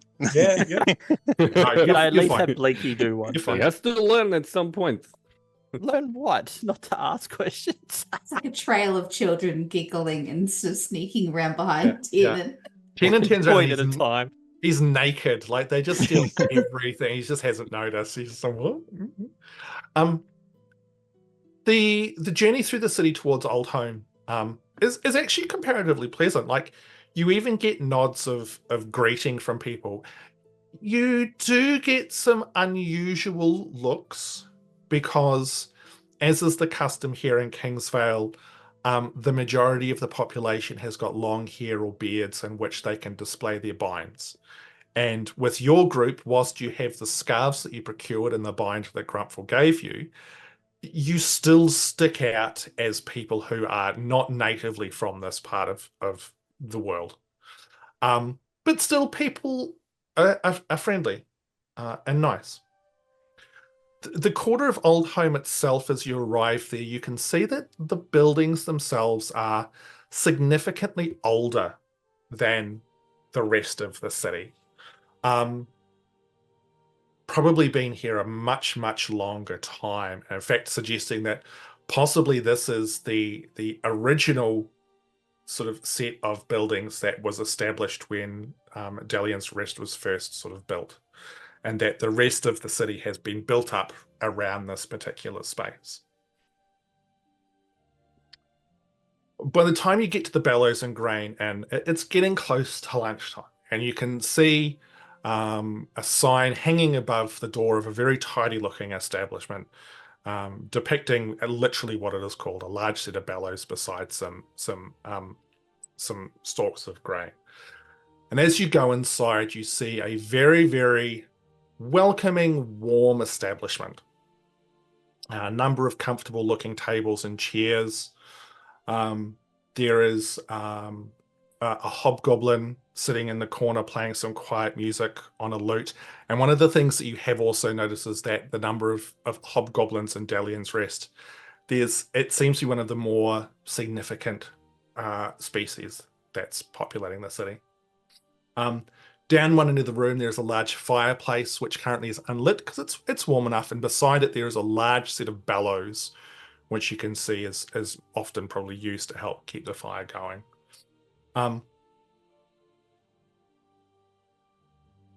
Behind the bar, you can see a portly-looking human in about his mid-60s, cleanly shaven head, long grey and black beard, in which there's a number of binds in it. He's dressed quite well. Black vest, which is kind of pulled just slightly uncomfortably tight over his ample tummy. Red coat. Just across from there, you can see there is a table. There's not many people in here. At one table, you can see a couple of old halflings sitting there, enjoying a quiet ale.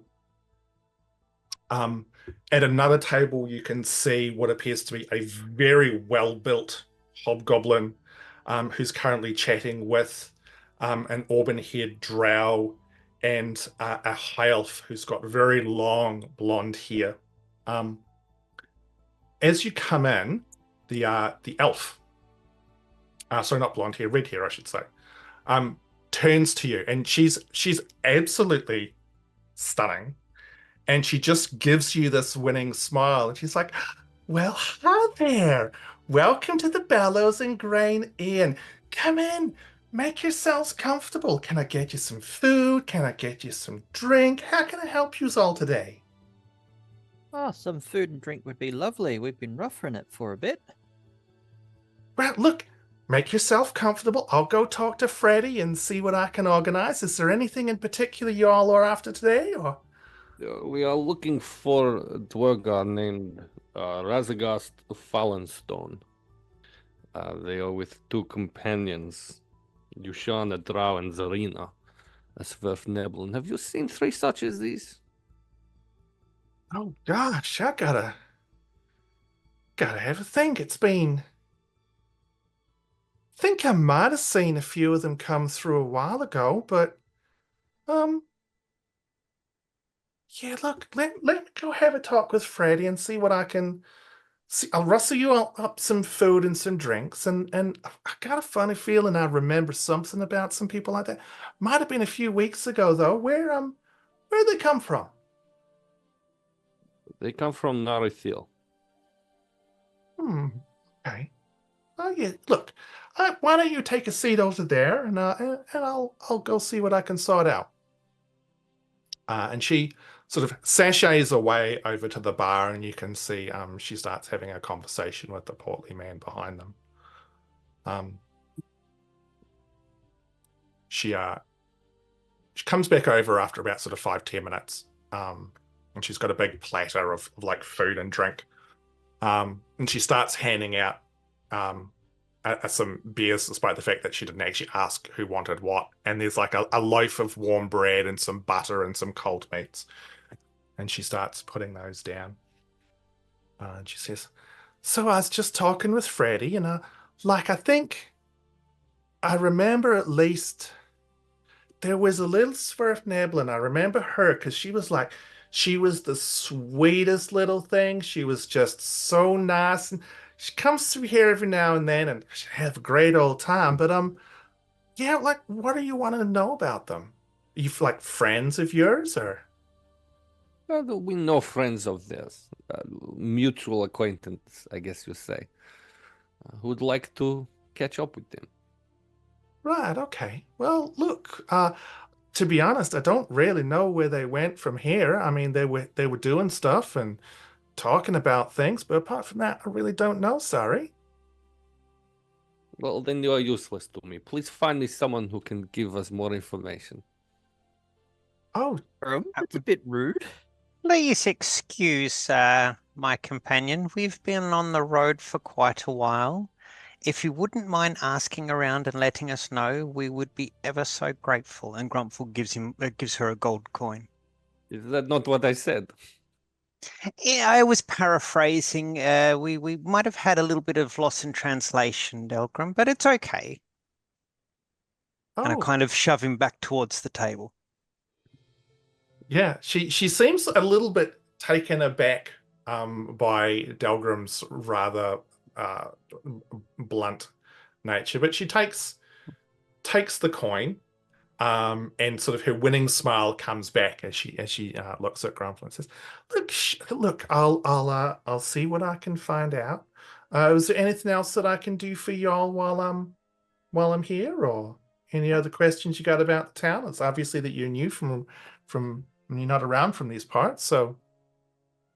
No, but we've heard good things, and we would like to have around and see that those things are true. Right. Okay. Well, look, I'll see what I can find out. And she wanders back and continues having a conversation with the barkeep. Cass, were you gonna say something? I just know you flicked off to. I was just gonna ask about the gilded facet. Oh, right. Yeah, look, the Gilded Facet, it's a lovely, lovely little store that's down on the Artesian's Lane on the Artesian's Lane. Um, don't go there very often myself. I don't really have the kind of money that you'd spend in a place like that. But you see some of the nicer, richer folk in town often get stuff from there. Super nice. What do they sell? Well, I mean, they make jewelry of different types. They make nice necklaces and brooches and rings. Think they might deal in like precious stones and gems and the stuff as well. But like I said, I don't really go there myself. It's outside of just a poor innocent girl like me's kind of price range for stuff. Would they trade in things from Narithil or Svezina? Oh, I mean, I don't expect you to know their current catalog, but would it be outside the realms of possibility that they would trade in gems and that from afar? oh, I mean, I really don't know, sir. I mean, that's kind of No, not the kind of stuff that I know much about. I no, mean, that's fine. I I know the just duergar and the likes come from Narithil here, but beyond that, I really don't know. that's fine. I was, if you don't inquire, then you will not know. Yeah, for sure.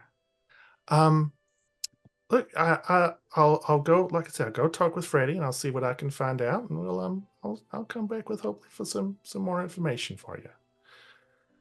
And she wanders over, and they sort of start having a conversation for about sort of 5 or 10 minutes, and then, is there anything you guys are wanting to do, or? The moment she goes, Tiernan like sort of tries to be inconspicuous, tries to talk to the rest of the table. He's terrible at it.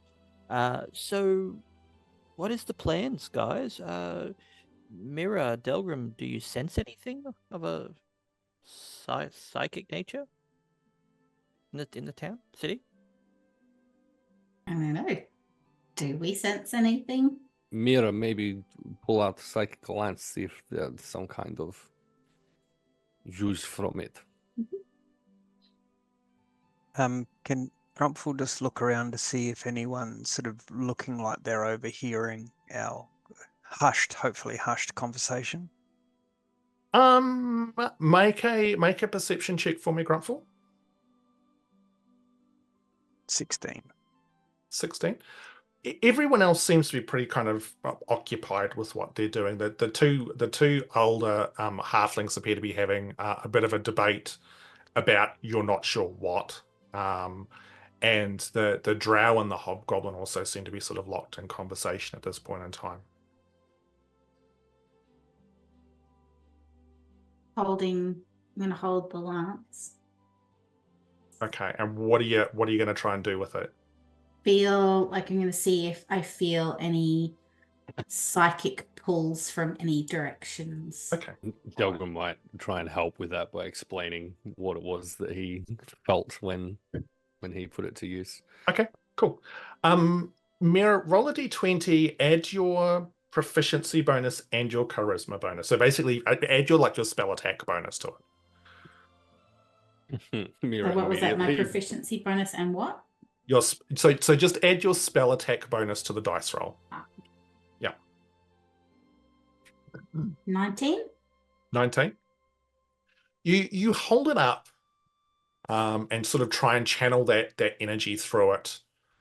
You don't pick up on anything, but you do get some slightly strange looks.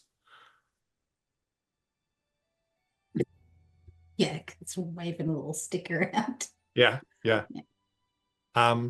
The elf comes back and sort of sees you waving it around, and that big smile falters slightly as she looks at it, and she goes,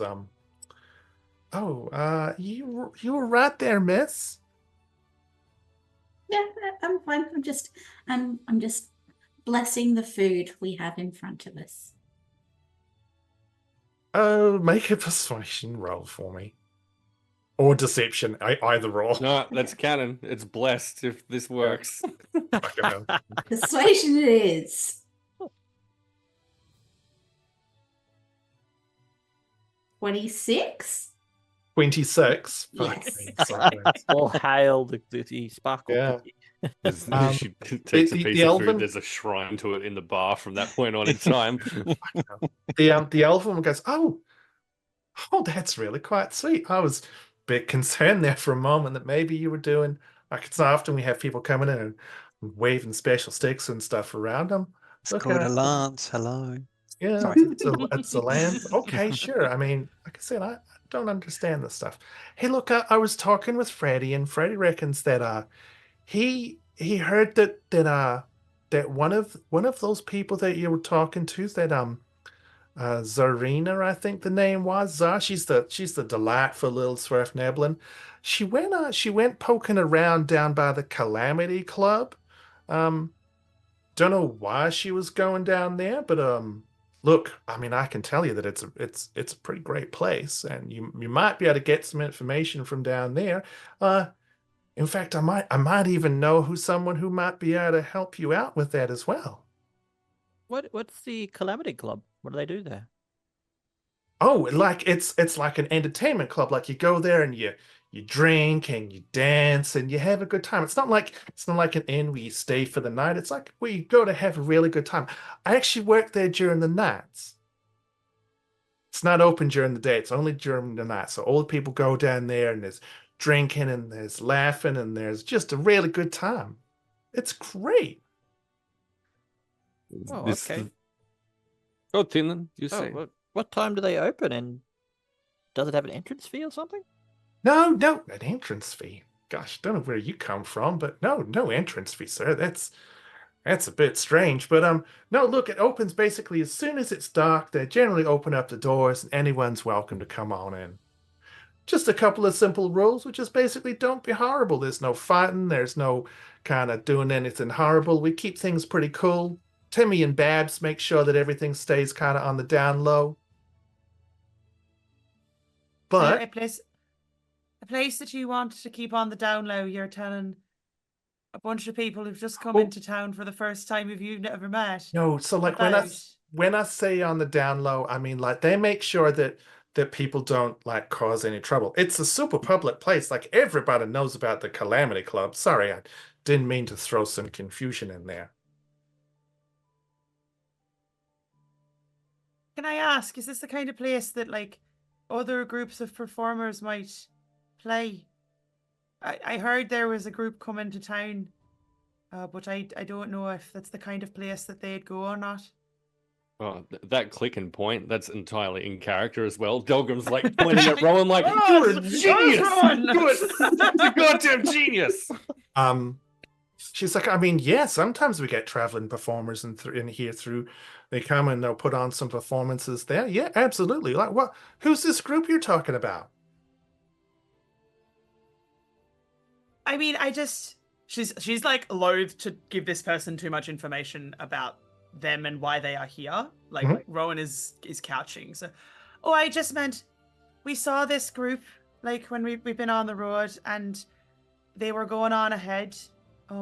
Last I heard they were in Harrow, but they said that they're touring around the country, so just like thought they might go by. Do you know if there's anyone in town this week? Oh, are you talking about the Mystic Delirium? I yes, am.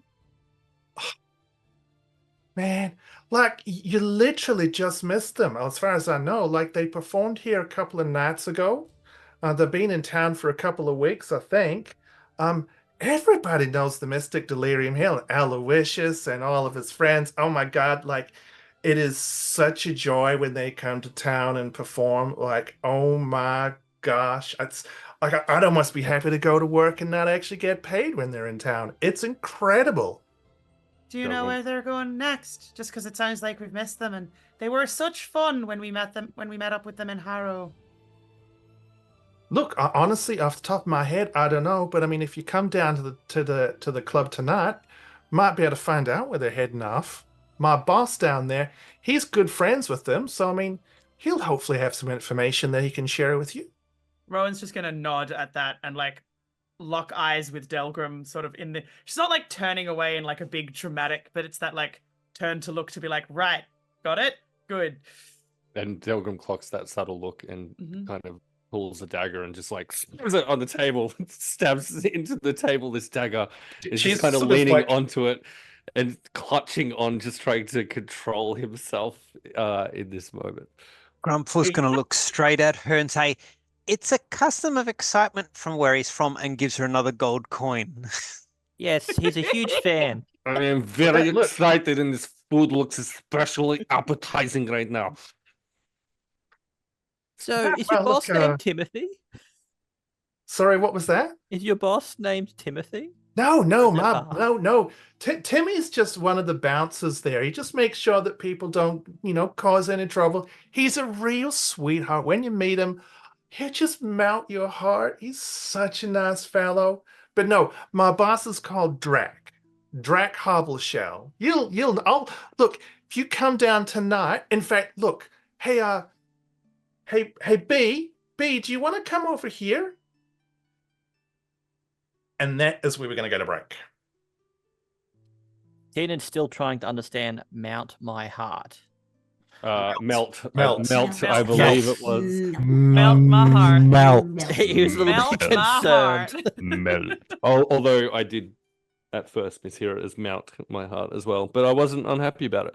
I'm more concerned about the bee. I'm just imagining like an entire swarm of bees look. now Mhm. coming We're at gonna us in find this out. little place. We're gonna have a 5 minute break. Refresh our drinks, do all the things that people do in breaks, and then we'll come back. We'll find out who this bee person is, see if our heroes get to the Calamity Club, and we'll find out what could possibly go wrong in a place with that kind of name. Truly so much in this place. There's a bee?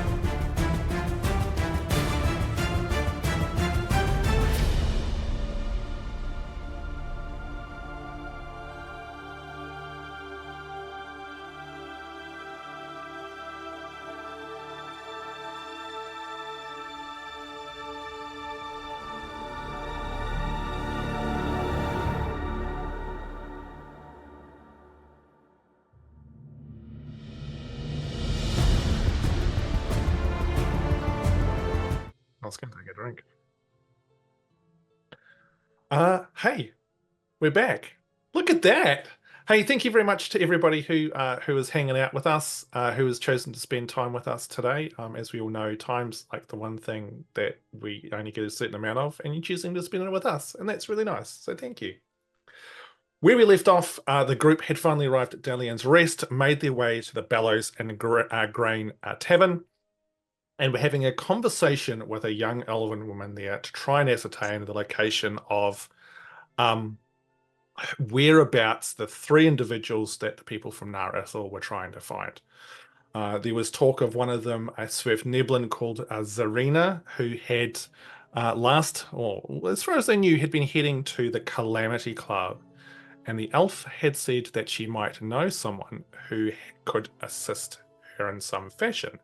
And had called out to an individual called B. Emily. Hey, buddy. Hi. Do you want to How tell you us? going? I'm good, man. How are you?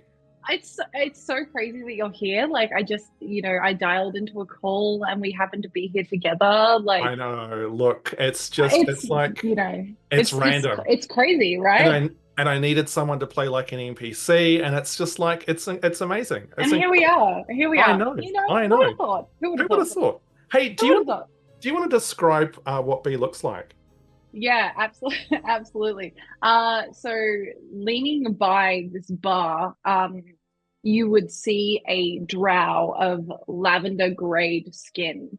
Her coat has obviously been tossed onto the chair beside her, as she stands with this auburn, tightly ringleted hair that falls just past her shoulders.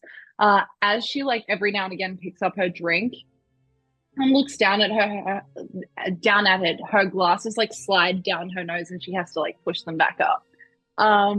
And she stands there kind of awkwardly. She's obviously had a couple of drinks, but is fine, holding her own. She is wearing this blue laced corset and navy pants and lace boots.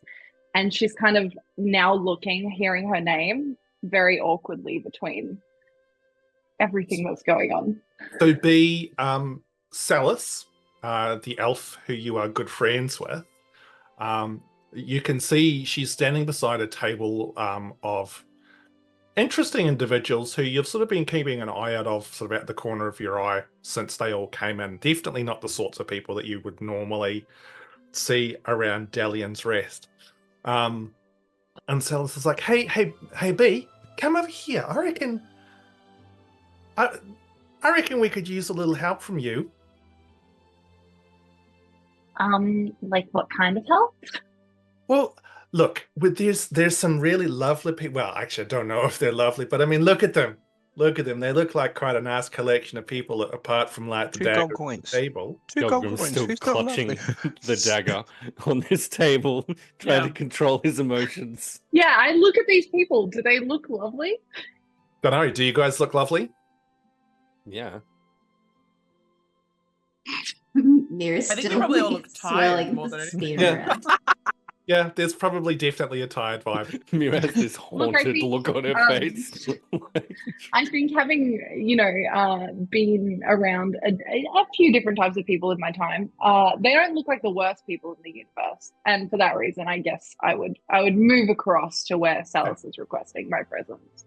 So these people were asking about some folk who'd been through the inn before, and I was saying how one of them, I'm pretty sure, had been down to the Calamity Club, that place that you keep on refusing not to come down to. Yes, and for reasons, I guess. Yeah, but look, I mean, baby, you need to just get out there a bit more. I mean, these people need to go to the Calamity Club tonight, and I can't take them because I got to work there. But maybe you and Jarl can maybe take them down later on. It'd be really good for you to get yourself out there a little bit more, girl. Come on. I mean, I maybe I could.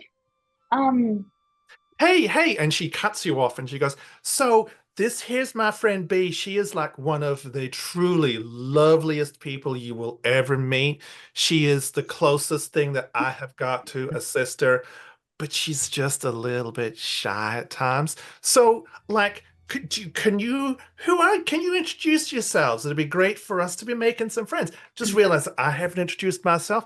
My name's Sally. Sometimes people call me Sally. Either or, doesn't worry me. And who are you all? Hi Sally. I'm Tiernan the Palan. At your service. Do we? Sorry, I'm confused. Do we? This Calamity Club? Do we need an escort or something? Oh no, but I'm just thinking like you need a town, and you might need someone to like take you down there to so that you know This where is to find like the place. genuinely also called peer pressure. And Is look, what this is. there is a little bit of that whole peer pressure there as well. But look, we're not going to pretend about that. And she kind of goes over and puts an arm around B's shoulder because like sometimes B needs a little bit of encouragement. She's a lovely girl. And look, so we've met Tiernan, and so you, Mr. Holding the Knife. What's your name? Delgrim. Is your friend here better at knowing things about the 3 people we asked for before than you are? Oh, B, look, B knows a whole bunch of stuff. I don't know if she knows about those 3 people personally, but look, I think that she's someone who might be able to help you around the city a little bit. She knows her way around, but you know, you're very direct, aren't you, sir? I was Delgrim, wasn't it? Yes. Right. Okay. And sorry, the rest of you, Mr. Gnome. My name is Grumpfel Greystone. I am from the southern city of Sverzina. And this group, this wandering family you see, of which I find myself a constant keeper and part of, is as you see us and take as you see us. Oh, see, B, this one here. This delightful old gnome here. Sorry, that was rude of me. This delightful Grumpfel just seems like a sweetheart, doesn't he? Oh my God. And then we've got these 2 gorgeous young halflings over here. Ladies, what were your names? Sorry? I'm Miera. Nice to meet you. Rowan, I was just asking about the mystic delirium. They come through here, yeah. Oh, yeah. I mean, B, B still refuses to go to the Calamity Club, which is generally where they perform. But It's what not is too much for me, I think. Like, I'm still I don't know. Am I ready? I don't know. I think look, B, look, I've told you 1,000 times, girl. Of course you're ready for it. You've Not 1,000, it's more like 834. But okay. just you and those damn numbers. Look, you've seen more of the world than I've ever seen in my entire life, and this is just a little club where you can come down and hang out with some friends. But I'm realizing that I'm getting off track because I can tell that Rowan here is looking at me in a way that says, "Hey, I'd really like an answer to my question." So, look, Rowan, in regards to the Mystic Delirium, ultimately, I really don't know if they're still in town or not, but if you come and talk to Drac tonight, he might be able to shed some light on it. Right, well, B, was it? Do you think... Let's just say, it sounds like you don't want to go down to this club by yourself. That sounds about right. It's to not me. that I don't want to go to it, it's just that, like, it's not typically my scene. So I don't know anything about it at all. Okay. Clubs aren't exactly a thing where I'm from. So Oh. how about you'd do us a favor, and in return, I guess we'd be doing you a favor. If you come with us so that we don't look so out of place going to a place where we've never been before. Sounds like you know some people there, and we'll be your, like, reason to go, I guess. That also means you have an escape out if you want to leave, by just being like, well, you were only there to show us the place. So it really works for both groups of people. Without Yeah, necessarily overbearing sibling with you. Yeah, I mean, Cells works there, so I already know someone there. Look, it's not like it has a bad reputation. It's not really my usual type of scene, but if you really want to go... How do you know that, if by the sounds of things you've never been before? It's just, there are certain vibes and feelings that I get from places, and this is just not one that I go, yeah, let's go. Look, to be honest, like, Bea is a little bit shy and she likes to have like a nose in a book and stuff. The Calamity Club's more of a social place where, people don't sit around with a nose in the book, and they get to know people and they get to have fun and drink and meet others and have a little bit of fun. And I think Bea, you need a little bit more fun in your life. I think And I've these had people here, a lot of fun. yeah, but I mean, like, you just sit with those books all the time. Like, just Okay, get out there. wow. You're really selling my personality. Okay. There's nothing wrong with reading books. Not all knowledge can be learned from the outside world. Some of the knowledge must be learned from an inside world between two covers. Yeah, exactly. You can use your imagination and have more fun than you can in real life. So that being said, to be fair, I haven't lived here my whole life, so going with all of you, that's probably more people than I would ever usually go with. So it's probably easier. And look, Rowan, Rowan's made some great points. It's you helping people out. They're helping you. You're helping them. You're doing a good deed. You and I can spend a bit more time hanging out at night because, it's hard. I'm working during the days. I'm working during the nights. Girl, we don't get to spend as much time together as I'd love to with you. Come on, please. Please come down to the club. Come on. If they're willing to go, then I will go. And look, there's still it's probably just only about lunchtime anyway. So you've got an entire afternoon to sit around with these people, have a talk with them, get to know them. And then you can come down to the club tonight. I reckon if I speak nicely to Drac, you might even get like everybody some free drinks, maybe 1 or 2. Have a good time, relax, I'm so relaxed. You're putting me more on edge by saying relax. Well, I feel like you're always on edge anyway. But look, I'm really not. Look. Let's not have this argument in front of the Isla, okay? Okay. All right. So, I'm gonna leave you with Bea here. You all get to know each other, and if you need any more drinks or food, I'm more than happy to help you out. And Freddie over at the bar is more than happy to help you out as well. All right? It's been lovely to meet you all. I'll come back around a bit later on. Like a momentary pleading eyes at Cells as she walks away. So she peeks the eyes, and she darts over, gives you a quick squeeze, a little peck on the cheek, and she's just like, Bea, you got this, okay? And remember, if there's any problems, you just say, and myself and Jar will be able to come over and help out, all right? Sure, you'll be fine. All right?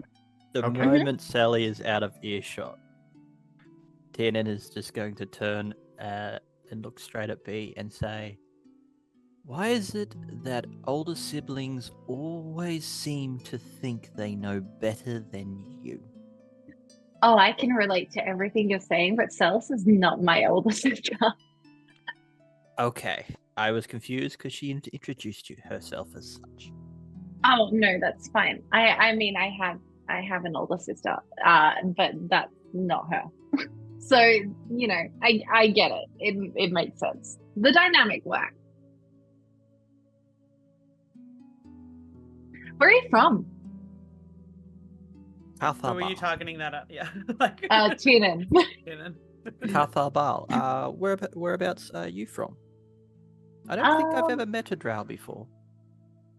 You know, I have been a few places. You know, never really settled for a bit. Okay. Do you fair find enough. yourself spending most of your time above ground or below? Oh, I have spent like no time underground. What you reading? I You had mean, a- I read a lot of things. I read, you know, novels and stuff like that. But I write. What do you write? Kind of any. I write a lot of letters. I write a journal. I write, you know, if I can learn anything of magical nature, I will write that down also. How to deal with nosy shard folk for beginners. It's expressing an interest in one's hobbies. Yeah. Yeah. What uh, do you read or write? I do both. Okay. What do you read or write? I mostly draw schematics associated with shardsmithery and read up on various techniques to apply the shard in different specifications. Okay. Very, very, very technical. Very. I Really don't want to bore different. you. very I specific. mean, not bored. I'm interested. Interested. It's not my type of thing, but I can appreciate it. That's all right. I'm not allowed to share it anyway. Oh, okay. It's like you put a lock or something on your notes. Like what? Just speak a magic word into your book. No, I don't. Okay, I wonder if I should be.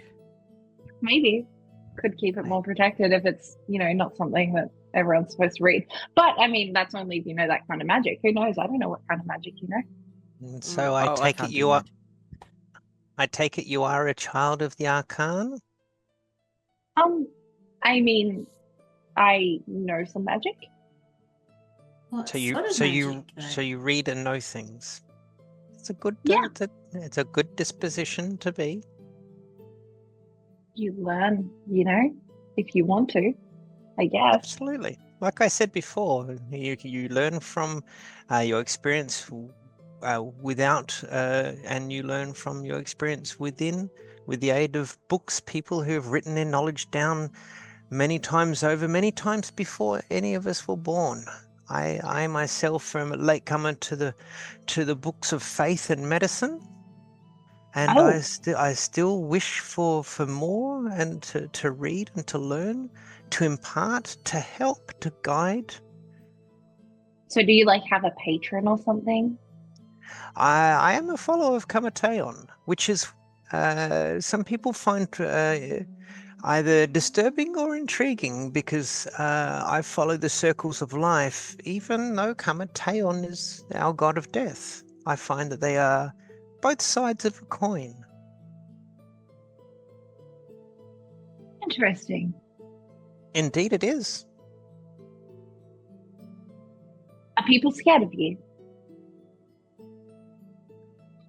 Not generally, but very occasionally, if those that I care for are in harm's way, I can become less accommodating of those that we are interacting with. Okay, so just so I'm aware, considering we're about to go to some sort of club that I've never been to together, what should I avoid to make sure I'm not less accommodating. Oh no, you're fine. Okay. I have in my past, before my calling to my faith and to healing, been part of several trading organizations from Svizina, where I'm from, and I have been part of trading parties and interacted with many a person. Very, very occasionally a drow, so you're sort of one of the first that I've sort of interacted more than just, goods trading.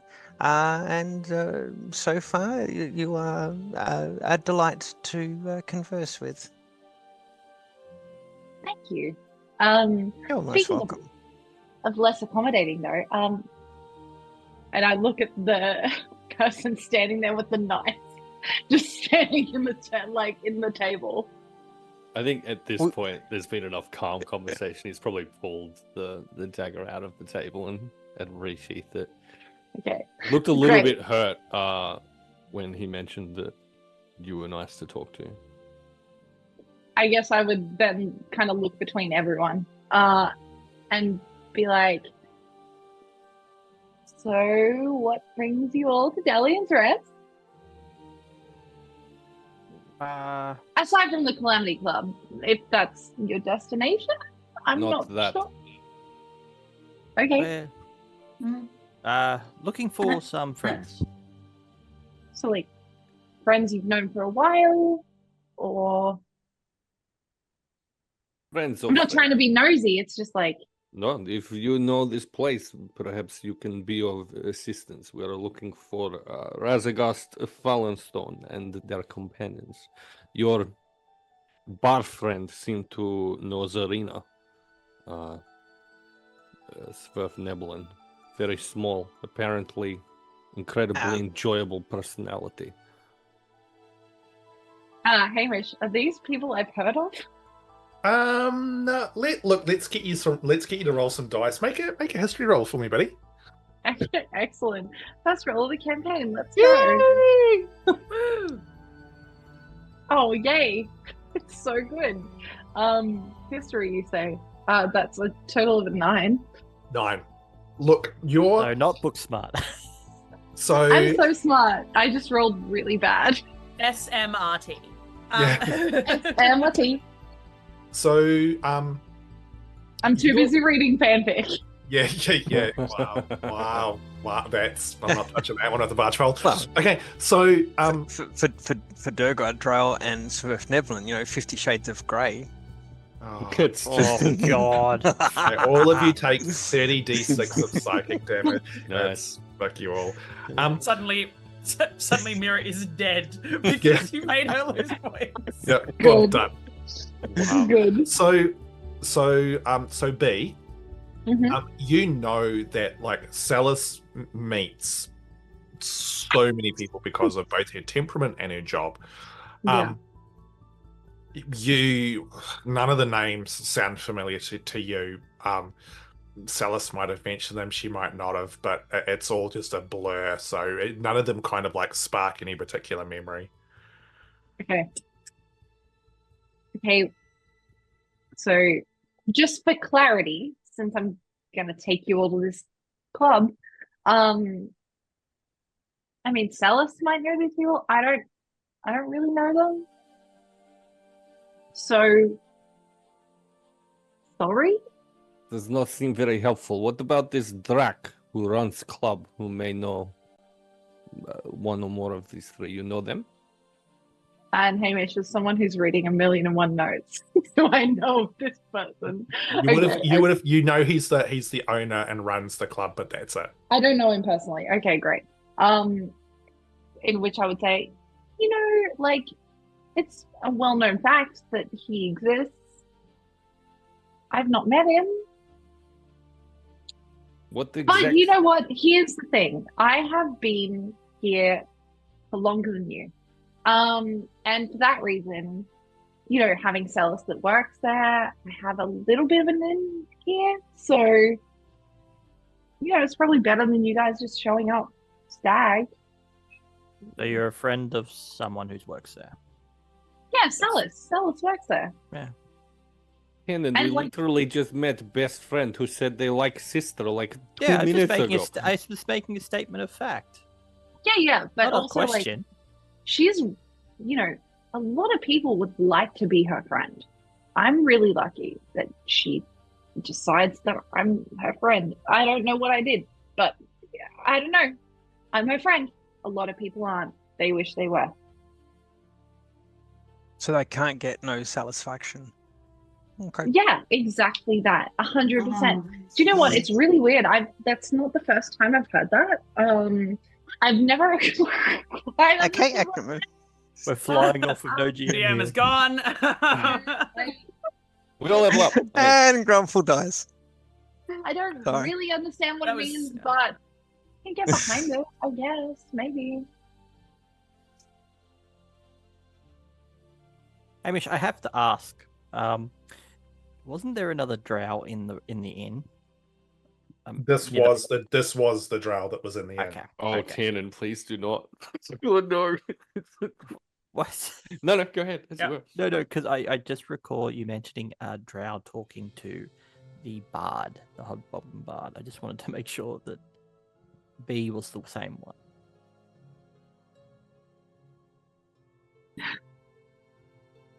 Well, I guess the Calamity Club doesn't open till later, according to Sally.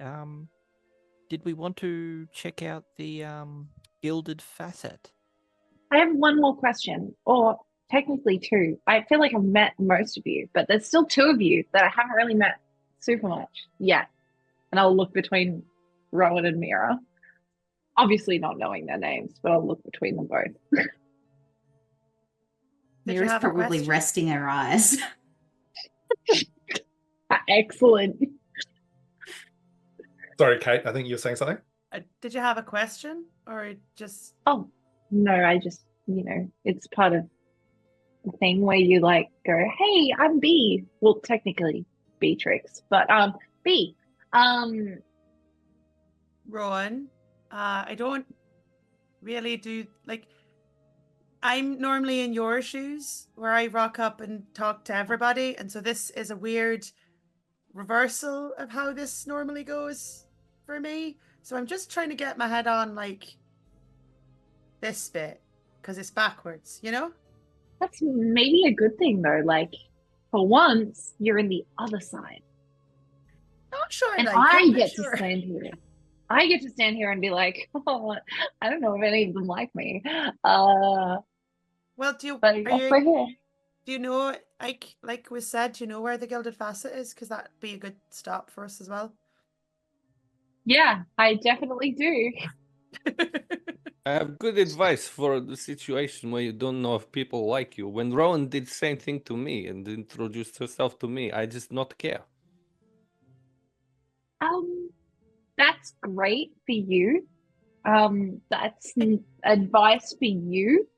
Yeah, I don't think that's how it normally works, Delgrim. And also, I sat down next to you because you look completely different to me. I mean, arguably, you also look completely different to me, but you've also been talking about yourself, so I don't feel like I have to ask questions to you so much.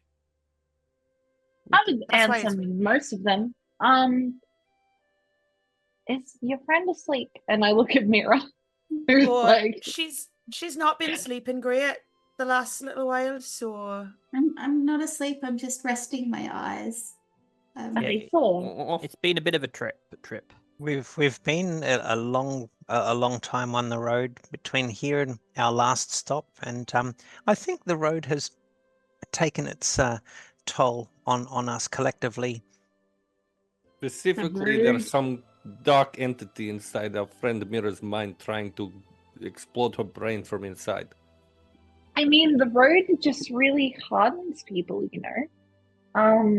It's not always an easy journey for everyone. We would be indebted if you, as a local, could show us around, particularly to the Gilded Facet and to perhaps this other establishment later, and that hardening of road travel could be eased. I've done the hardened road travel before, so I get it. I can show you that. Sure. Why not? Fantastic. Is there a market here that we could also perhaps visit briefly? I believe Yeah, Gilded absolutely. Facet is in actual market. Yeah, Oh. it is. And I think from the nature of the store that we might be able to offload some of those stones we found back up in that mine. Delgrim will just put a finger up. If Grumpfel was Across the eating or drinking table. something, he's Place it fighting against not to Tiernan's choke on lips. whatever. Okay, when you do that, Tiernan's literally going to look at you and go back and do the same exact thing to you and says, "I'm not the one who's talking about dark entities." At which time you would feel 2 tiny feet kick you in the leg underneath the table. I was kind of hoping it would be 2 tiny fingers doing it to the both of us. I know. I will ask as someone that's witnessing 2 fingers being placed to 2 mouths. Grumpfel Is there a turns and vibe looks. check I get from this? If you want to look at Grumpfel- Rowan, she will give you the vibe check visually if you want. Grumpfel Sure. turns and looks immediately at B and says, "Their friendship is a special one that transcends our understanding." We don't ask, we just smile and nod and keep going. Okay, I've had those friendships. Okay. So, should we finish food here and then go to the Gilded Facet? Does that sound like the plan? We can Feels do like that. the plan, that's all. You know, I've eaten already, but I'll watch you all eat. That's fine. Are we planning on staying here for the night? Oh yeah, because we got to stable the horses. And put down our shit because I'm tired and I don't want to have to carry bags and stuff. I mean, if you're wanting to go to the Calamity Club, you probably want somewhere to rest. Longer we He stay is here. great. He is great. It's really I think comfortable. that's us looking at you being like, is this a good place? Oh yeah, we're no, not this from is here. this is comfy. Like it's it's as you can see, Can I just no ask, one's fighting.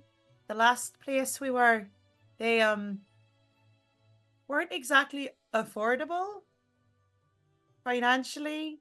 How's the expense per night here? Because That is an excellent question. I have a family and a home, and I don't stay here. So, I right. mean, look, you can probably come stay with me if you want. We don't really have much room. You can come and sleep on the floor, though. Do you have spider milk? Hamish, have I ever heard of spider milk? Your Actually, trowel, wait. unfortunately, yes. Oh, actually, no, you wouldn't have. Thinking about it, yeah, no. No, what? That's fine. I have acquired some of my own. So that's Okay, okay. I great. just prefer to I keep have- it for as long as possible. I mean, I have food. You can eat the food if you like. We've slept on the ground for almost 2 weeks. I would really It's been 2 appreciate weeks. a bed. It's still good. Oh, like if you want, you can have my bed and I'll just sleep on the floor. I think more of us would need more than one bed, particularly Miera. I think we should. I mean, it's a stay- roomy bed. Can we just ask Rowan's how gonna get much up it and walk is over to the here? bar. Yeah, like we'll just stay here. But, I mean, Okay, we thanks for appreciate the Thanks for the offer. offer. That's okay. I'll just stay without you guys at my own home with What? no one. gonna Um, walk. Who over to the bar. knows what Grump- happens at Grumpfel's the gonna end follow after a Rowan. club? Miera, Okay. ask if they have spider milk. Okay. All right. Through the cacophony of voices, what I heard was that Kate, who's doing some good sign language, and Miera and Grumpfel are all heading towards the bar. Yes. There is, you can see the innkeep who you heard earlier being called Freddy, watches you all wander over. Sorry, was it Freddie? Yeah, Freddy's my name. Absolutely. How can I help? Sorry, we were just asking B and she wasn't sure, but how much does it cost to stay here per night? Just because the last place we were at was we're doing a bit of a roar, so just wanting to make sure that we're got somewhere to stay. Oh, right. So room for one person will be 8 silver pieces. Okay. I'll check with them because like I'm okay with that, but I just want to make sure that like everyone's okay with that because that's Yeah, like, their absolutely. Look, stuff. we've got plenty of rooms available, so that's not a problem.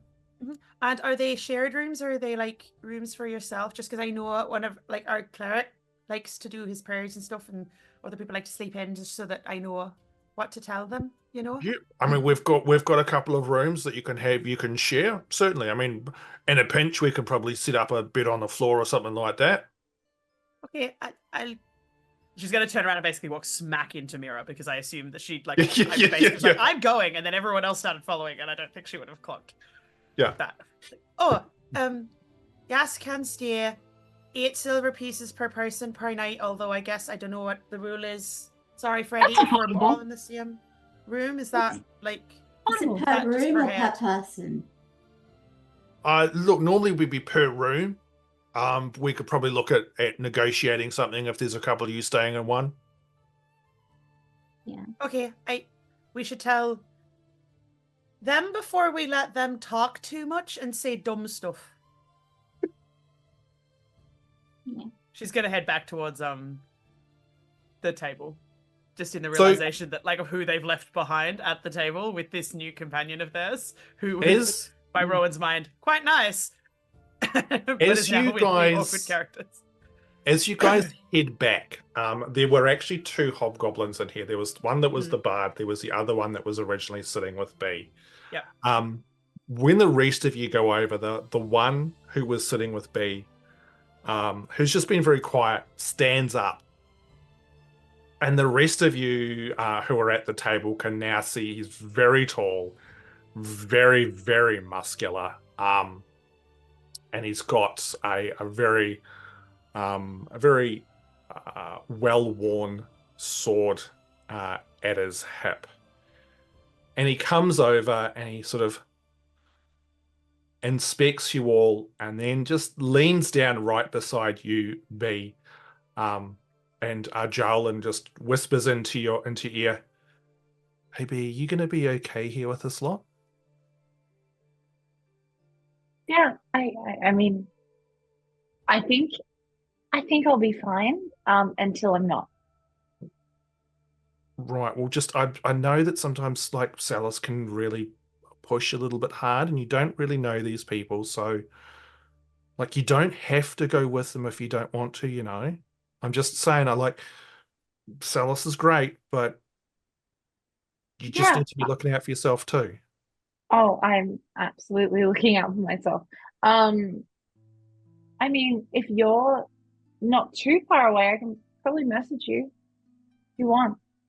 Yeah. If Look. I'm not okay. Okay. Well, look. Maybe I'll come down to the club later on or something as well, Yeah, you can stop by. just in I'll be case. there.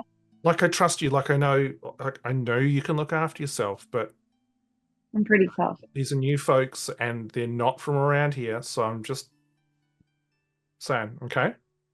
Uh-huh. Okay. He straightens up and he looks at Tiernan and Delgrim with sort of a slightly appraising glance. Gives B sort of that little reassuring shoulder squeeze that a friend does. And then walks past and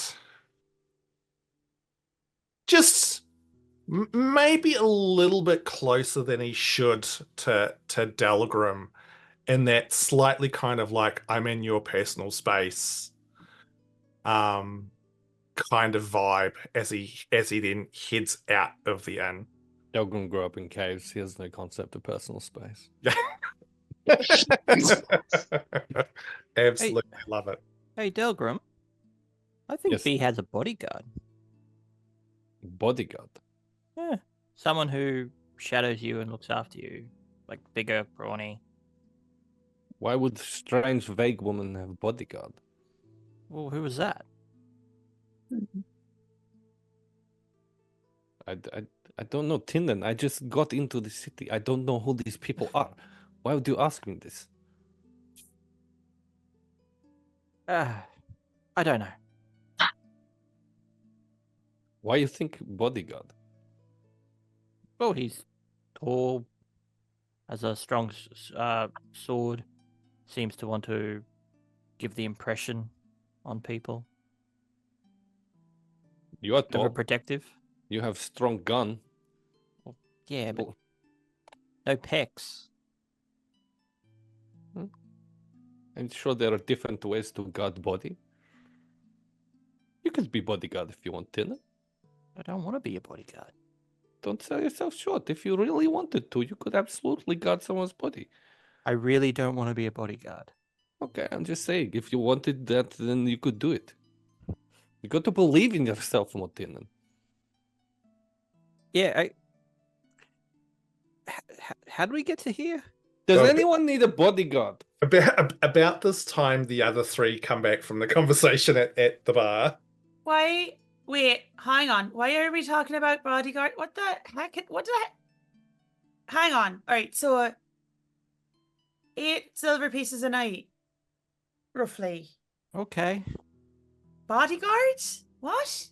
Yeah, I don't know. Delgrim just brought it up for no reason. So B, you would have heard, of course, this conversation about the bodyguard stuff, just to clarify. Yeah. Which, like, none of you need bodyguards. We're totally safe here. Also, this is if it's 8 silver pieces, that's super reasonable. So 8 silver pieces per Per person, per but night. we can do a deal. So we want to share rooms, is the question. No, I'll have my own, thanks. So 1 for Tiernan. Grumpfel, do you want your own room? Are you all, do you guys need money? Like, is that what's going on? We don't need money. No. Okay, great. Excellent. I don't want to give it, but I can. Well, that's very generous of you, but we can manage So- ourselves. Is this it's why? more... You go. Sorry, no, I don't interrupt, Ron. You say. It's more that, like, some places, like Miera and I usually share a room because we're halflings, and so we don't need the space. But, like, others sometimes Okay. want their own space, sometimes don't. You know, just working it out. She's deliberately trying to, like, put a lid on the idea of, like, this is not weird. I promise this is not weird. This is perfectly normal. This is Whether it is normal normal team or not. dynamic. You would It's read back that fine. there is no concept of that whatsoever. Yeah. This is So- completely normal. So you guys figure out if you're getting your own room, it's 8 silver pieces. If you're sharing with someone, it is 5 silver pieces. Negotiate that or work that out as you see fit. What if Or we I have have a 3 to a home. room? I have a home you can come stay in for free. You've Well, got no, no there- space there. You didn't really sell it as a comfortable Sorry. option. It's like this. Just to be clear, Rowan is Rowan very deliberately making sure they have rooms I've got in case one sofa bed, and you can all sleep on it together. Rowan is trying to make sure that they have somewhere to sleep, so that if B bails on us, that we still have somewhere to sleep. She goes home early because she doesn't want to be there. Or if she gets so wasted because she doesn't go clubbing ever that she needs somewhere to be, that's not her somewhere to house. be. Yeah, Yeah, they have that's- somewhere for her to be. Yeah. Oh dear lord! So you get the rooms all organized, which takes probably far longer than it needed to. Which the whole Um, time I'm standing there like, I have a house, Yeah, just come and stay with me, please. please. All of you. Okay, so with that organized, what is your next plan? My understanding Market is to market. Gilded. Gilded, Yeah, gilded gilded faucet. faucet. gilded. Okay. I keep wanting to say gilded faucet for some reason. I look. Just tapping into a certain vibe That's there. it. John. For Yeah, well, fuck's sake. He was God plumbing. damn it! He was Not like plumbing, that. plumbing for a pun. I feel like we're really starting to just Thank you, water Heath. these jokes down. Look, That's- let's just. Let's I not think- sink here. It's time I to think- decide yeah, to sink or no. swim. Good God. We're, What, we're- Hamish, can I leave? Yeah, our, sure. B dies. That's fine. we are flush with wordplay. One fucking pun. It's all it takes to throw a wrench into the works. And then the Excellent. pipeline continues. Mm. Anyway, This humour's Oh. potable. So the army of dragons descends upon Dalian's Rest. Rowan see, James, see, we should have checked with the guard at the front gate instead of where this place. We should have just asked, does the city have its fire insurance in order? Just like it noted, I abstained from this. Miera gets all of the treasure. Suddenly Miera is my best friend and I hate everyone else. Wow. Wow. But also totally fair. Okay. You guys make your way through the city. It's a fairly decent walk to get down to the Artisan's Lane. But it is a nice day. And again, it gives you more exposure to what this whole place is like. You finally arrive, and the street that it's on contains a number of different storefronts as you make your way down, and it appears that this is probably the main street for sort of the core shopping of the more established shops within Dalian's Rest. There is still definitely a market to enable people who are coming from out of town to come and sell their wares and stuff, but this is sort of the core of it. And you find yourself in front of the Gilded Facet, which is a small store. It's got barred windows, strong iron-forged and reinforced door. As you enter inside, there's a small jingle of a bell. And you can see that inside the shop itself, there are a number of sort of display cabinets, all glass. You can see various pieces of jewelry. You can see different types of precious stones as well. There's a small counter, and behind it you can see a painfully skinny hobgoblin with particularly large ears, thick black dreadlocked hair decorated with vines. He's got a small ruby piercing in his nose and wears a very fine blue vest and has a beautiful gold chain and pocket watch. As you all enter, he welcomes you. He says, "Oh, welcome, well met. Welcome to the Gilded Facet. How can I be helping you today?" Why did we come here? Sell those stones and to look for those people.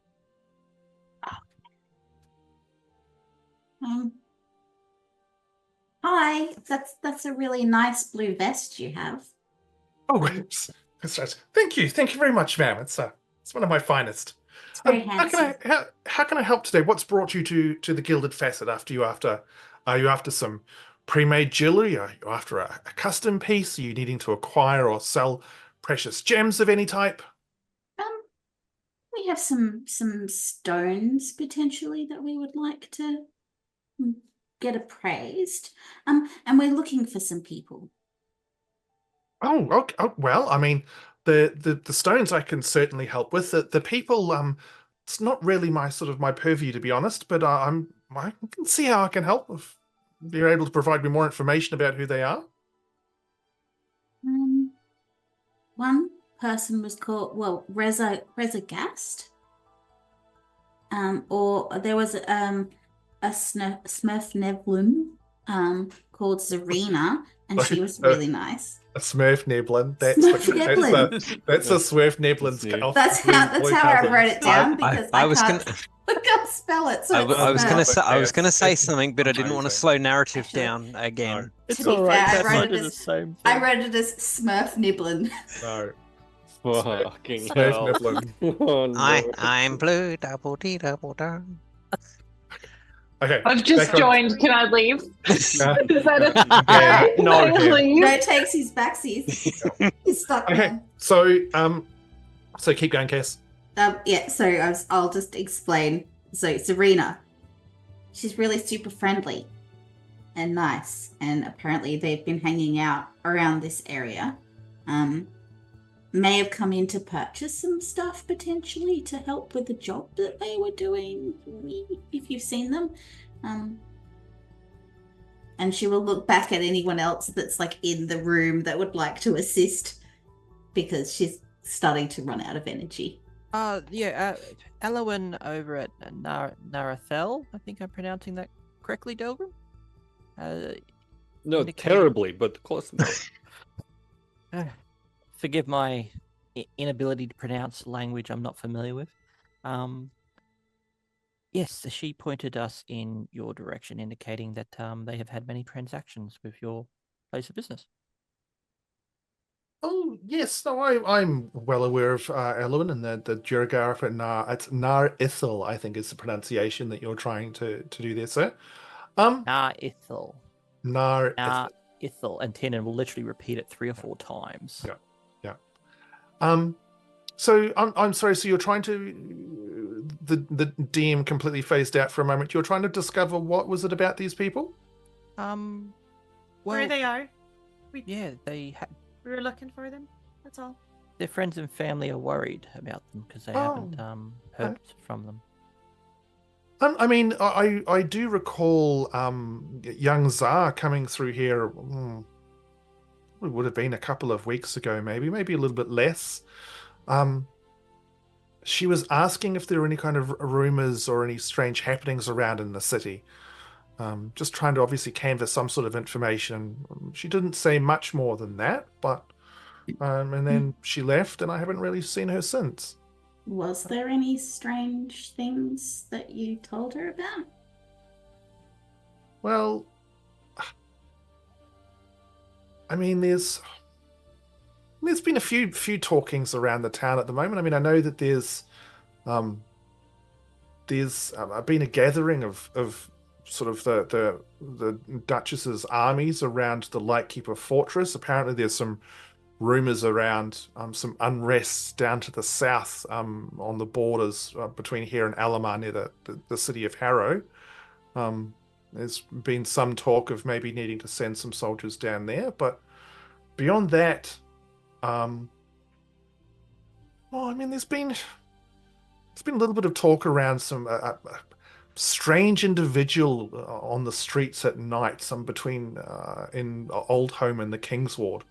Cloaked, quite tall, but moves a bit strange. But I mean, it's a rumor. It's hard to really know whether or not there's any truth behind it. I mean, that's what I told Zar at this point in time. Sorry, so how do you know Allawen again? We spent some time with Allawen looking for solution to problem that is personal. Yeah, and she asked us to do this one task for her. Okay, interesting. I mean, that's pretty much all I'm aware of at the moment. That's information that I passed on to Zar anyway. This tall mystery person you speak of between Oldhome and Kingswood, is it someone who might have seen them more closely? More than just vague rumor from strange shopkeeper? It's just talk I've heard from amongst the other shopkeepers and some people in the merchants down at the markets. It's all the information I've got, to be honest. It's not the sort of thing I pay a whole lot of attention to. Do you More often concerned about the armed forces massing and stuff like that. It's potentially impacts on business. Perfectly understandable. Do you often gossip about random people walking at night, or? Well, I mean, to be fair, you did come here and ask me for information, so I mean, I took it on goodwill that you know Allawen, but maybe I've mistook this situation. Is there anything else that I can help you with? No, but I will roll an insight check on that specific response, though. Yeah. I think That's the response you wanted, the inside check. Oh my god! Yes, it is. Unfortunately, he has in fact spun up a 6. Wow. You look, I mean, without even flubbing that, this individual has gone from comparatively nice to suddenly really quite cold at your very brisk words. You'll have to forgive my friend. Sometimes he's quite forthright and direct. Do you, by any chance, have any wares from Svazina? Not Svazina. We don't really kind of stock anything from there. I'm conscious of some of the fine pottery and stuff that they produce, but I tend to trade more in precious stones, which there's not a whole lot comes from down there. No, Yes, that's quite true. They, it's selective.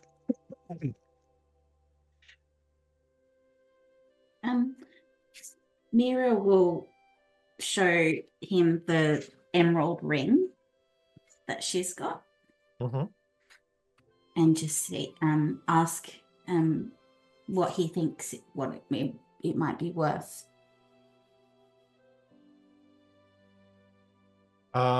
He pulls out like a little sort of eye magnifying glass. She hasn't taken it off her hand either. So was this the key one? Yes. No. This is the DM going and looking back through 1,000 pieces of information. He comments, "Oh, it's surprisingly fine, mate. It's quite old as well. Where did you come across this?" A friend gave it to me. A friend gave it to you. Make a persuasion check.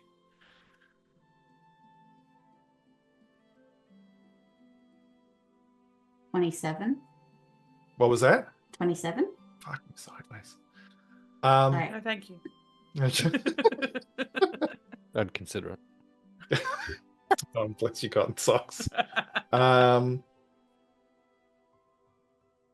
He looks at you and goes, okay. Well, you're probably looking, it's very unusual cut. Probably about 450 gold pieces. Good to know. Insight check again. Sure. Roll that awesome dice of yours. Yeah. What awesome dice. As you were. Cool. Never mind. Excellent. So whilst Miera's doing this, is anybody else doing anything in the store? Oh, just asking, did we want to offload those minerals we found?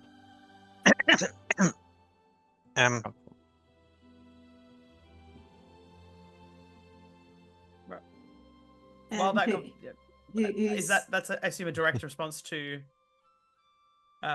Tiernan, so that's a conversation that feels like needs to happen. That's a no? That's a no, Grumpfel? Which minerals are we Delgrim also visibly shaking his head no. Okay, so no, I don't think that we have anything else. What have you got to sell? Have you got any magical items or anything like that in here? He kind of gives you a bit of a strange. He goes, magical items. I'm sorry, but I'm just a jeweler in trying to buy. I wouldn't have any magic items in a store like this. I'm sorry. I'd be surprised if you're able to find any type of magic items in the entire city.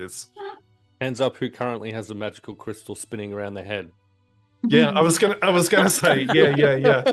Which I constantly forget about, which probably gets a lot of attention. Yeah, I was sucks to be you. Don't want to point this out, but like, yeah. Maybe they go so fast you can't see them. I don't know. We'll figure that out. Rowan is like looking at see because like, it's a jeweler, right? So like, of the stones in the rings and things, she's actually actively looking to see if anything matches the stone that is in her ring, but that also matches the rock that's in her pocket. Yeah. Okay. Make a perception check for me. I was fighting the urge to 14. ask. 14. So whilst these other conversations are going on, you look through the various cabinets and stuff like that. There's all sorts of different types of precious stones. Most of them are already set into various types of jewelry, but there is one small display cabinet which has got a number of just freestanding different types of gemstones. There's stuff from diamonds and emeralds, and you do spy a fairly large piece of what appears to be something that is exceptionally similar to the stone that you have in your pocket. It has been buffed to a beautiful, beautiful shine. So it's not sort of the worn rock that you've got in your pocket. This has been like lovingly cared for, sitting in the cabinet. Yeah. Once the owner of the store is finished with their conversations, she will get their attention, but other conversations can happen first. And then she would wait. Delgrim's apparently not having any further conversations with the shopkeeper, so he would be very easily distractible for Rowan. Yeah. Tiernan's just going to be wandering around the shop, seeing how we're not going. I wasn't to sure whether anything. the minerals conversation was a conversation in the earshot of that guy. So before I got in the no, and just looking at the various things to see if anything catches his eye. Yep. Cool. She would sort of hail him down. This one here. Yes. I just I've seen that kind of stone before, but I'm just wondering where it's from and stuff, because they're quite unique. Like all the other ones are very different to that one. Yeah, you've got a good eye, miss. That is quite an unusual stone. To be frank, it's one of the few that we get in here. We get them probably maybe once a year. It comes from the Zalaz Mountains, up in northern Peldorn. Very, very rare for them to be to be here. Often, not super popular, but people tend to prefer the more shiny types. But as you can see, when it's worked well, it's a glorious, glorious stone. I can do. She is actively putting her own hand over the one that is on her hand, because she's trying to have this conversation without it being abundantly clear that she's got a piece of this. Would you be interested in having a look at it, or I can take it out of the case if you'd like? I mean, I'd like that. I think, Tiernan, and she's calling him over because she's waving him over. Yeah, Tiernan just nonchalantly wanders over. Isn't this stone interesting? And she there's a very pointed you asked about mine. Look at this one. And Delgrim's seen the stone too, yeah? Yeah. Okay, cool. Tiernan's just going to go, huh? And have a look at it. Oh, it looks just like yours. I was waiting for Delgrim to go over and say, hey, I was like yours. It's always, it's going to be one of us. I'm glad that was not me. Where's it from? Northern Peldorn, apparently. Northern Peldorn. Yeah, from the Zalaz Mountains. The Zalaz Mountains. Is that the mountain range which that splits the continent just between the Empire and the jungle area? Oh no! It's to the east. It's closer to the deserts. Oh. Is it a rare stone? Do they mine it often? I mean, this type of stone is not exceptionally rare at times, but getting it from that particular region, the stones from there are of the finest quality, which is generally why I try and stock just those. Otherwise, they're more of the sort of the semi-precious, shall we say, but these are generally of exceptional quality. Did he react at all to when Tiernan said, like yours? The conversation kind of got him caught up. So he kind of got swept up in replying to other things and seemed to kind of miss most of that. Might we have a look? Yes, certainly. And he reaches into his pocket and pulls out a small key and unlocks the case and opens it up and takes out the stone and sort of offers it between sort of puts it in a space between the two of you.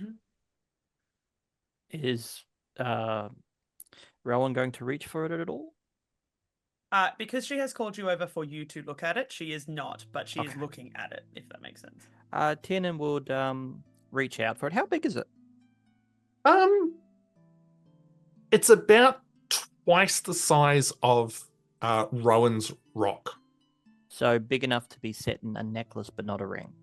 Oh, probably almost bigger than it would. Oh, sorry. Yeah, to be clear, Rowan has a piece that's in her ring, which is what she's hiding, but there's also a physical bit, like a rock. Yeah, so the rock is fairly small.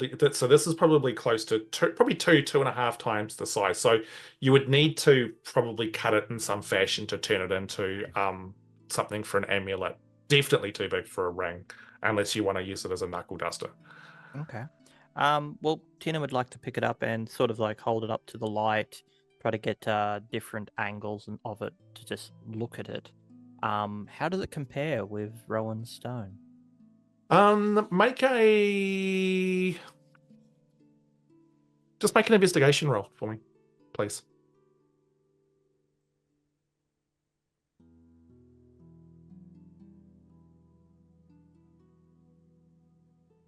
$23. 23. Again, it's very obvious that the stone has been worked slightly, primarily around just buffed and shined into its current absolutely stunning state. But it's obvious that and Rowan stone are of a very, very similar thing. So not the same, just very similar? Well, I mean, they look as close as you could tell. You know, like, I mean, it's the same stone. It's like if you had two diamonds, you'd be like, this is a diamond and this is a diamond. And what were the mountains that were called again? Z. The Zalads. Zalads. Zalaaz. I was close when I wrote that down. That's north. Same. Peldorn. Near desert. What's the desert's name again? You've got no idea. Are you going to ask? Yeah, that's what I'll ask you, or do I need to do a... Well, no, because I mean, I'm just, again, like, I don't know what you're doing in character or what knowledge you're assuming Tiernan's got. Yeah. No, Tiernan would have known. Well, yeah. Okay, fair enough. He'll leave that for now. Rowan, would you like to have a closer look? She'll take, if you're holding it out, she'll take it. Mm-hmm. This is like, does it feel the same as mine? As in, do I get, the sentence is going to be weird because of what mine is. Is there a zing? It's not just a rock, right? So, does it have the same? If I ask it the way that I ask the one in my pocket, do I get a similar, like, all those kinds of things? Is my question. Does that make sense? You It's take such a hard question to ask. You take it in hand. Yeah. So you take it in hand. Yeah. And a couple of things happen. The rock, your rock,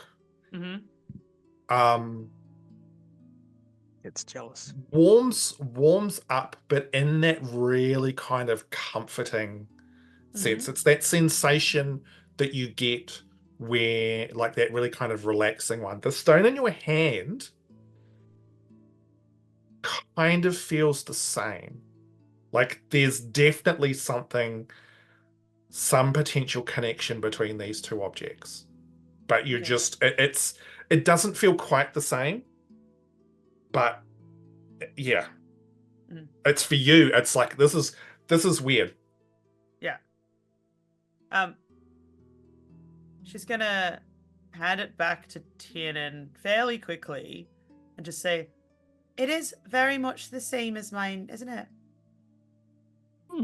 Silford, how much is this stone? This one, I mean, it's again, it's. I mean, generally it is I should say. It's a semi-precious stone, so, but also we've got to import it in from Ord and get it across to Xanor before shipping it across. Probably you're looking. How many people are interested in it? Not that many, right? Like, it's a very large stone. It is, and often what happens is that it's used for making sort of multiple different types of jewelry. Not often we have someone come in looking for just this. I would probably be willing to part with it for 400 gold pieces. Okay. That was me coughing, not him coughing, by the way. Well, and Tina will hand it back and say, let us think about it a little bit. We're in town for a few days, so Certainly. Absolutely. He takes it and puts it back. Actually, he pulls it like a little kind of like cloth, gives it a bit of a buff to get any of your dirty fingerprints off it, and then very carefully puts it back into the display case and closes it and locks it. Before we exit that section. And I think, yes, having seen the rock and having noticed Rowan's interest and being quite chuffed with himself that Tiernan put his foot in his mouth instead of Delgrim, Delgrim might approach the shopkeeper again. I happen to know some friends who've recently gotten into mining operation. I wonder if perhaps some arrangement could be made that give you access to certain minerals they find, if perhaps discount could be applied to this piece. Make a I'm gonna be an absolute asshole about this. Make a persuasion check with disadvantage because you were such a dick to him before. That's entirely fine. Even if Rowan is sitting there smiling like a little sweet piece of wonderfulness. Look, if Rowan is gonna try and do that, I will let it be rolled with just usual. Sure, no disadvantage, just a straight roll. I'm happy to take the disadvantage because for the first time in Delgrim's life, I think the persuasion roll wasn't terrible. It's 18 with disadvantage. You take it. Wow. Okay, cool. Look, he what was it with it if it wasn't like It was what was the 19. other one? Yeah. Okay. Wow. So much for So he automatically, like, when you approach, you can see his body language tenses slightly, but then when you mention the possibility of mining operations, you can see a little bit of a flicker of interest. And so I thought, I mean, if I could get proof of this mining operation and the goods, then maybe something could be negotiated. Is this an independent operation, or is it being run through the guild? Grumpfel's just going to cross over in front of Delgrim back to the storekeep and say to him, which minerals are you talking about? Are you running green, or are you thinking something else? Excuse me one moment while I speak with my business associate here. And Grumpfel aside, can we not mention Grumpfel anything? Do you not know how these negotiations go? I learned this from watching the people in Narva Lodge. You don't give them any information. You come over here, drop specific references to specific things. It's going to mess up the whole thing. I understand. I understand how negotiation. Hello, trader before healer. I understand how a negotiation happens, but I was just trying to understand how much of, how much of your hand you're showing. Absolutely none. I'm going to get the rock for cheap price, and then we're going to leave this place and never return. What do you think? Right. Yes. The specimens that we have with us, are they of a nature of what was found? We're not showing any. I think the closer we keep those cards to our chest, the better we are with that. But this keeper is going to need to see something. I have a small piece that is dirty. It's not refined. It's not a good piece. If he tips the hand that we need to show, I have a smaller piece that we could use for negotiation rather than showing our better. Excellent. Here is a possible idea also.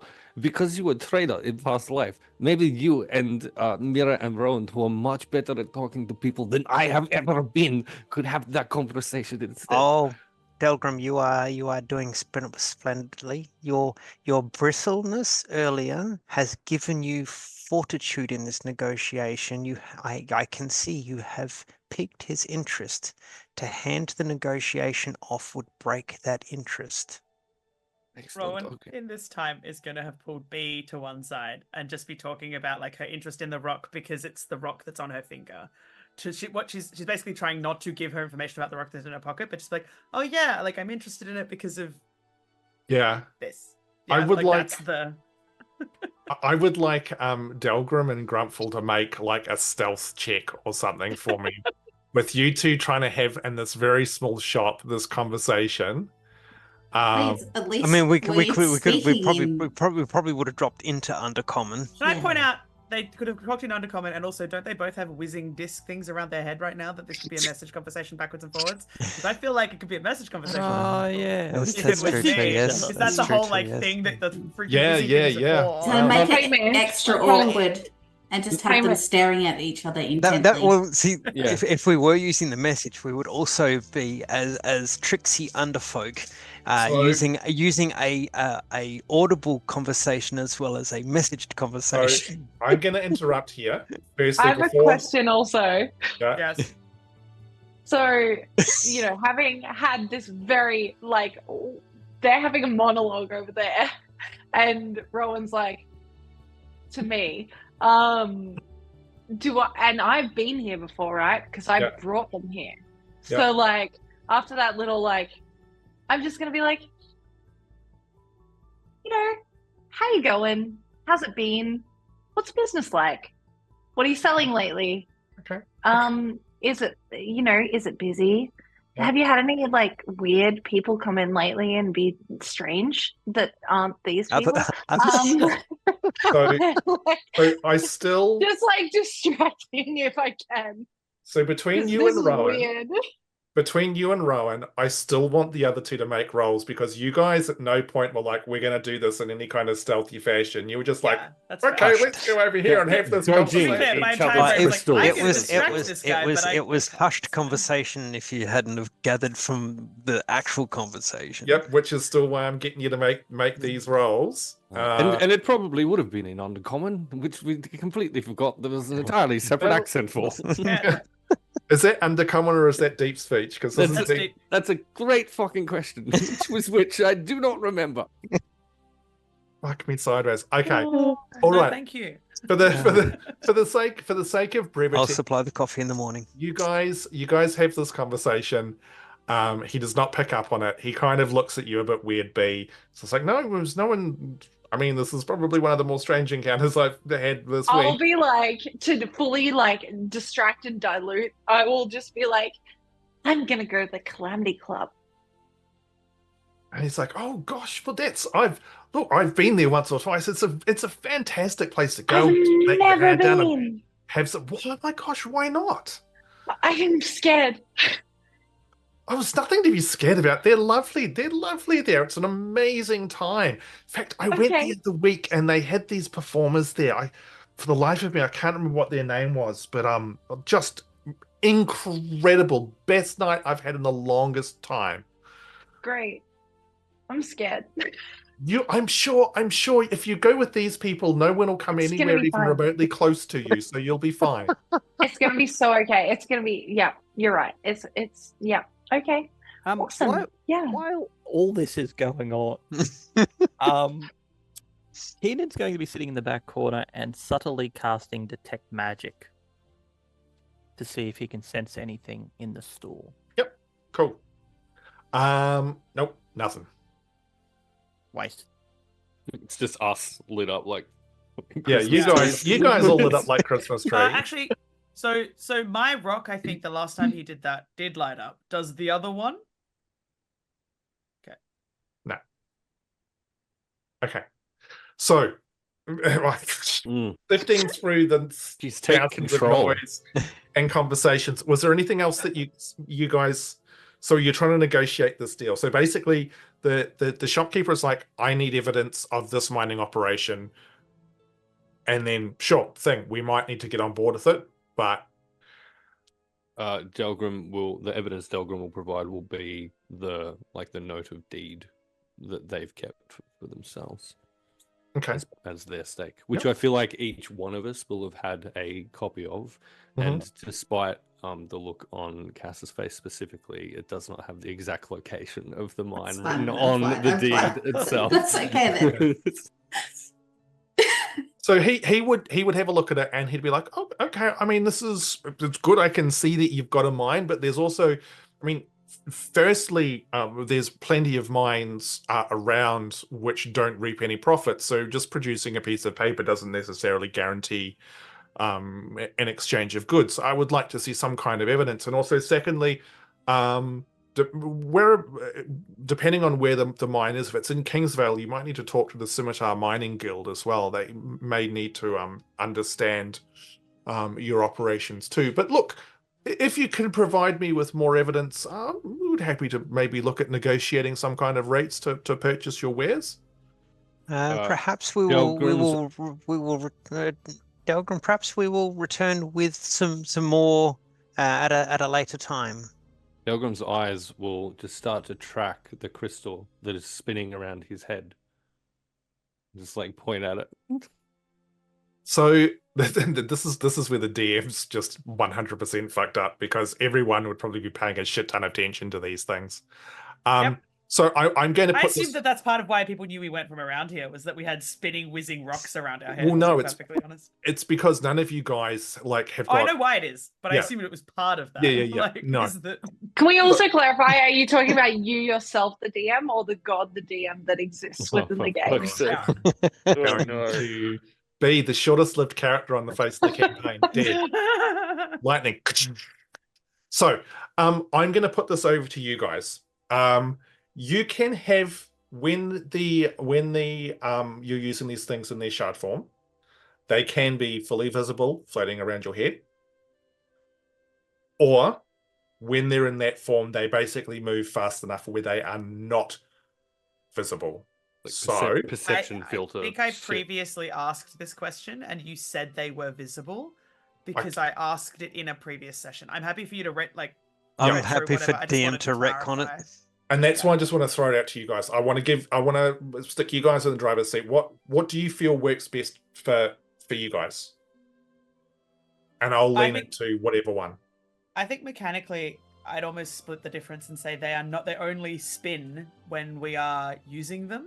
So they functionally embed in embed somewhere until but they functionally sit in like a pocket. But as soon as they're activated to do message or whatever, then they. But don't they need to be active because they give the bonus to the stat? That could be an aura, right?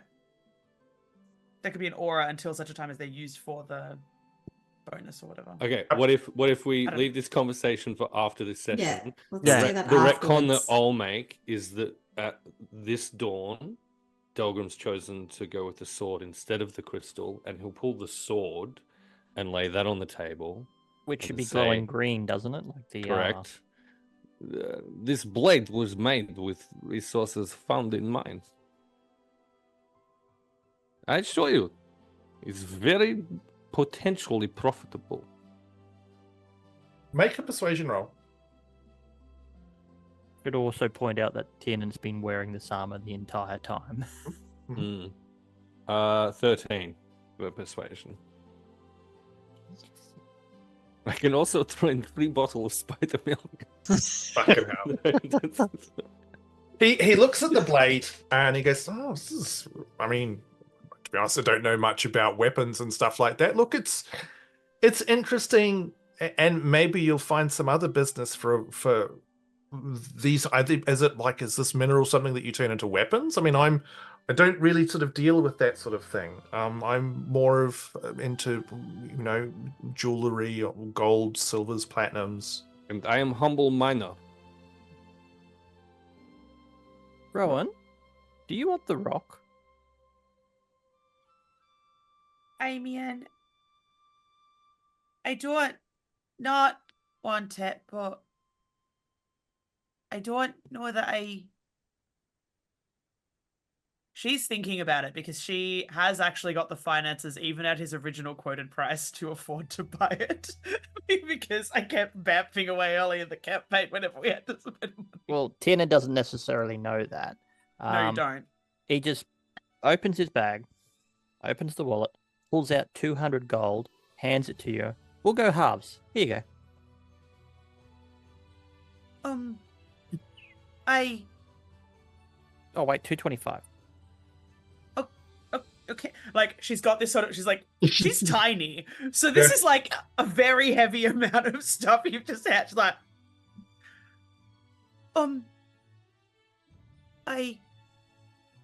thank you. Okay. Sir, can I ask? Yes.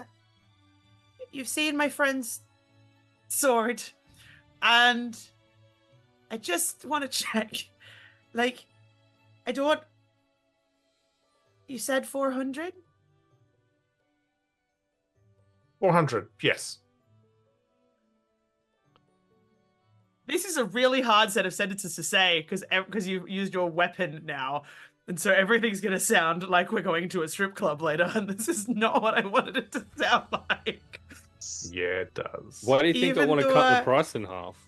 Even though we've got the mine and stuff, is it still 400? She is absolutely using, like, her tininess and the fact that someone's just handed her a bunch of gold so she looks like a small child that's been sent to the corner store to pick something up. Can I please get a fig of milk and some She wine, is like, please? yeah, but I'm so like, hungry. and remember, she's like Yeah. tiny. Yeah. So Okay, make this a little- persuasion. Make a persuasion roll for me. not some form of lovely charisma check for being so cute and adorable, Ham. Yeah, persuasion. Persuasion. Some bonuses from my. I'll take that. That is a 24. Fucking, I rolled a natural goddamn 19. fucking Natural sassy 19 plus halflings. 5. So He he's looks holding a at lot his- of gold. Look.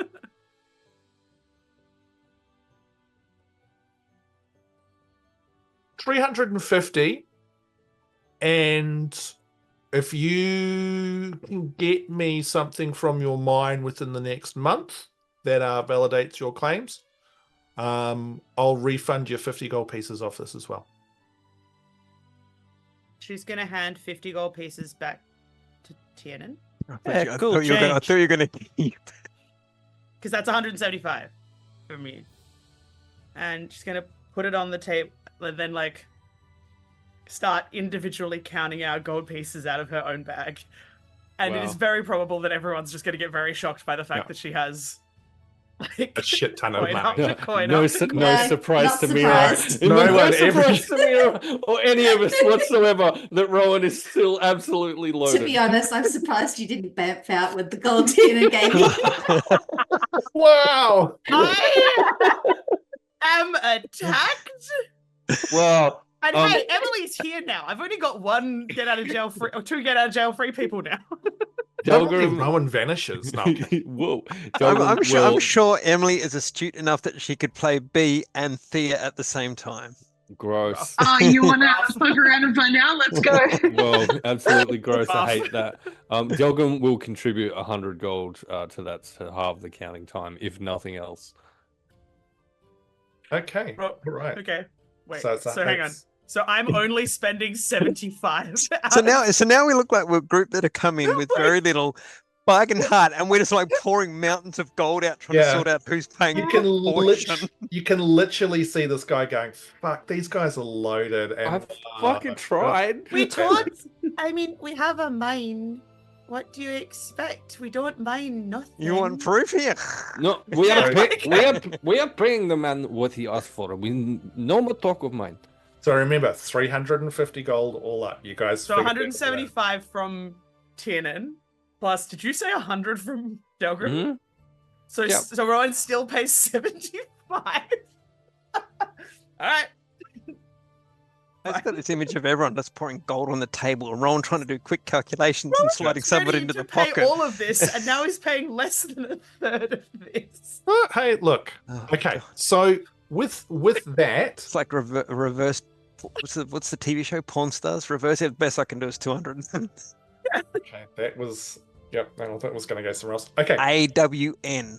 Yep. PAWN. Hamish. so is there anything else that you guys are wanting to do at this store? Or are you all there? Get the hell out of it. I'm spent. I'm done. Yeah, excellent. All right, you guys bail. Wait, did we find out where the guy was? No, Doesn't he was remember. completely useless. Completely No, useless. Delgrim got rude, and then the guy shut down. Yeah. So I mean, you Yeah. you heard a Jesus. couple of rumors. Maybe you'll need to go and ask more questions elsewhere, if Delgrim doesn't piss people off. You say I got rude. I say he had thin skin. All while like Delgrim's getting rude, I'm like rude. I'm like, How you going? What's Yeah, and going he's on? just like, "What? This is really weird." So, is there anything else that you wanting to do, or were you planning on heading to the Calamity Club at this stage? I'm just can every now and then Miera's just gonna stop and wave the lance around just to see if she picks anything up. Yeah, excellent. Just every now and then. As we leave the shop, Grumpfel's going to say to Delgrim, these burnt backs and their negotiating lack of skills. You are welcome to step in at any time. That's what we were trying Rowan's gonna like just sort of nudge Grumpfel and go, sometimes you just pay for the thing. Sometimes it's not about the argument, it's about paying for the thing. Is this quiet conversation or open conversation? Quiet little it's like a little like nudge elbow of like sometimes you just do it. I was lining up the bargain. I don't have the necessary spell to see if the rock had any aura to it, and was lining up the bargain to come back tomorrow so I could tell. Because You mean this? I know already. Is it similar to yours? Has it an aura like yours? Because with our adventure, I've moved my calling from Kamateon to more of a help the party heal, less of a what is this and what does it do? And I was hoping to come back tomorrow with that, because 400 is a lot. And I was wanting to get some confirmation that it was of similar ilk to yours. If you can see that, fantastic. It saves me the effort. I don't have to see it. I can feel it. I guess a bit like how you can feel that your god, deity, whatever, is real. You can feel the connection. Yeah. That's all I needed to know, works. and that's all I was stalling time for. That's fine. Look. And like she's literally just gonna show you, like she's got this big giant hunking great one and her little one. She's like, they're the same. Different, but the same. Different because they're like bigger. May I? And he puts both hands out to have a look at them. She plonks them both, but she's absolutely eyeballing her one. Yeah, no, like Grumpfel's not going to do any sleight of hand or anything like that. I know he's not, but like Kate knows he's not, but Rowan doesn't know he's not. Yeah, not this time. So Hamish, does Grumpfel feel any deific connection or anything coming off this? They feel like two stones. All right, he's going to close his eyes and just sort of send off like a quiet prayer or anything to Kamateon to see if there's any zing, bounce, nothing. No? Okay, and he'll hand back both of them to Rowan. I think Tiernan's going to want to see it. And given he paid for more of it than I did. That's fine. I will abide and stand by your perception of it. I'm at this point in time, with my knowledge and experience, I'm not getting anything from it, and I will stand by your intuition on it. I'm sure Tiernan would agree, Rowan. We have acquired the rock for you. It is similar enough to your own. This seemed important for you to have. Also, Tiernan. Tiernan's looking very well pleased with himself, with a little hitch to his step as he's walking down the street. I know, but I also know he wanted to have a really good look at mine, and I didn't really want to give him mine, so he can have a really good look at this one. And so Tiernan has explained what he'd seen with, I think it was Thea's necklace, right? That they are the same, yes, but not. We had a very light on conversation. So Tiernan has explained that to the rest of the party. No. I feel like Grumpfel told Delgrim about this, and I can't figure out how Grumpfel knew if Tiernan didn't tell him. I think Grumpfel knew something from Thea the first time around, but Tiernan noticed something very specific Hey, when, Thea. Like, She ain't here. She ain't here. She's in another universe. Didn't even know her. Yeah. There's been a couple of times where Grumpfel's had the rock, but known and there's a connection to Rowan with the rock because there's been times where, like when we were hurriedly leaving the outside of the theatre. Yes. No, you've held my ring, but Yeah, not held but my I'm rock sure before today. no, sorry, it was down by the ziggurat. There was the time with the rock because you threw it. We found it, and then you put it down. Sorry, yes, you put it Delgrim down. looked at it. Yeah. That's a whole other thing. I So thought Grumpfel told Delgrim we're in an inn somewhere. I want to say maybe not Belcry, maybe just before there. And there was a conversation that Grumpfel had with Delgrim. Yeah, top of the stairs about the ring, and noticed that the pendant that Thea had was similar.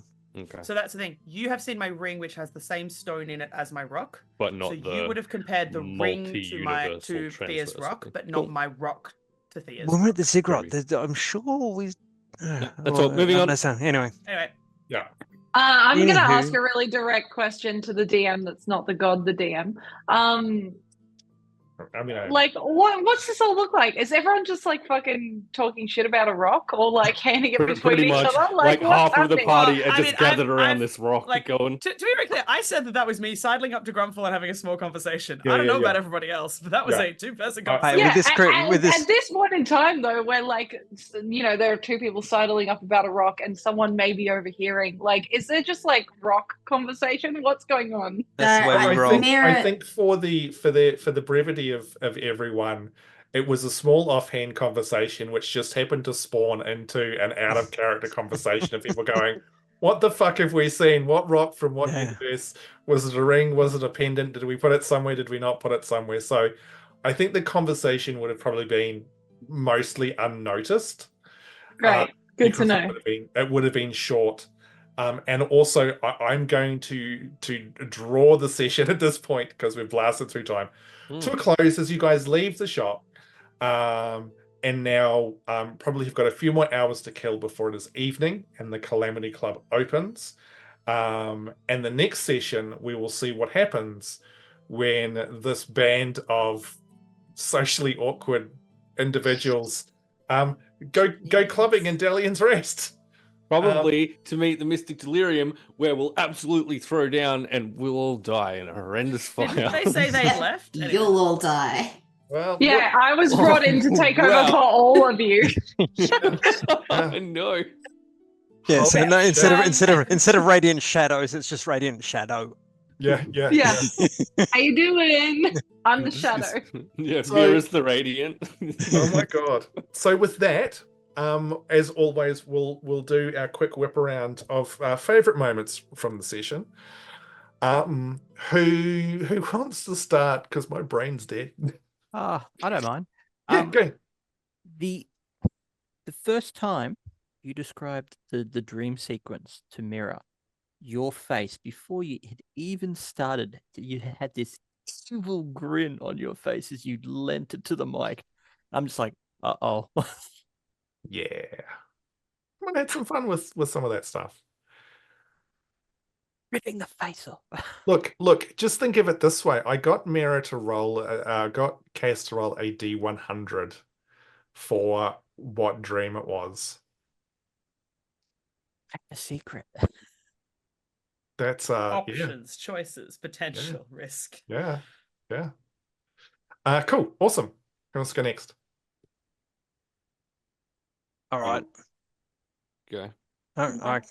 Cool. Struhl, who's no loveful for Lul. We've got trinkets, treasures, potions, and lotions to make sure that Miera's head doesn't explode. Hello, it's a Lance. New painkillers and sleep medication on the market. We're introducing Mirafin and Panadol. The fist bump, dog bump with Wirt was pretty darn good. The Bard Elevator Classics is coming to a CD store near you sometime soon. Miera taking Jazz Hands to a Burning Hands level was pretty good. Rowan channeling Sting by every breath that Miera takes, she's always watching her. The extra page in the Grumpfel book was pretty good. That was a little mind trip that I very much enjoyed. Not so hats off to the permanent HP loss of Miera. We had I did like the fact that the potion that helps Miera taste like seawater. That wasn't too bad at all. The Ellie Mae Clampett / Dolly Parton elf, that is Satisfaction from Bellows Inn, was pretty darn good. The Calamity Club, for some reason, we feel like we're now in the 1930s Chicago speakeasy era, so I didn't mind that at all. Heath, I'm going to tap the sign, leave some favorite moments for the rest of us. Sorry. All right. Go for it. Sign has been tapped. I will throw in quickly. I think Miera just randomly bringing out the psychic lance as they're walking through town was super fun. I And was yes, waiting for guards to intercept. Excuse me, madam, you're disturbing people. yeah, that's right. And I did also enjoy Hamish just peeling back his own skin a little bit to let us see the evil underneath. It truly lurks. I thought that was fun. Oh, excellent. That was a horrible reference, by the way, Promethean. Oh, it's you, Peter. I'll go with so we're gonna haggle money. Money talks. Especially after how much does the room cost? Oh, it's eight silver pieces. I don't know. Yeah, I must admit the whole conversation around let's have a quick debate around how much the room costs. I'm like, oh my god, I gave you guys a bunch of money before. Just fucking pay. No. The only reason I did it is because Prometheus, it was because Delgrim was so pissed off about being ripped off, and I'm like, I'm gonna go check. Cool. I am gonna say that Miera just randomly resting her eyes was just such a good thing. It's like, yeah, Miera's all of us. Yeah, I could see poor Cass's energy levels go. I'm also down on my hit points, and I'd like to point out that we do have a cleric in our team, and not once was there an offer to check me out. It's fine. I'm looking gaunt. I'm falling asleep on my feet. It's fine. Girly Pop, I don't know you. Who are you? To be fair, I was pretty blunt about the permanent side of things. So yeah, but permanent doesn't mean permanent. I mean, I'm pretty sure. Did you not try greater restoration on fucking Abrasaur? Yeah, but that's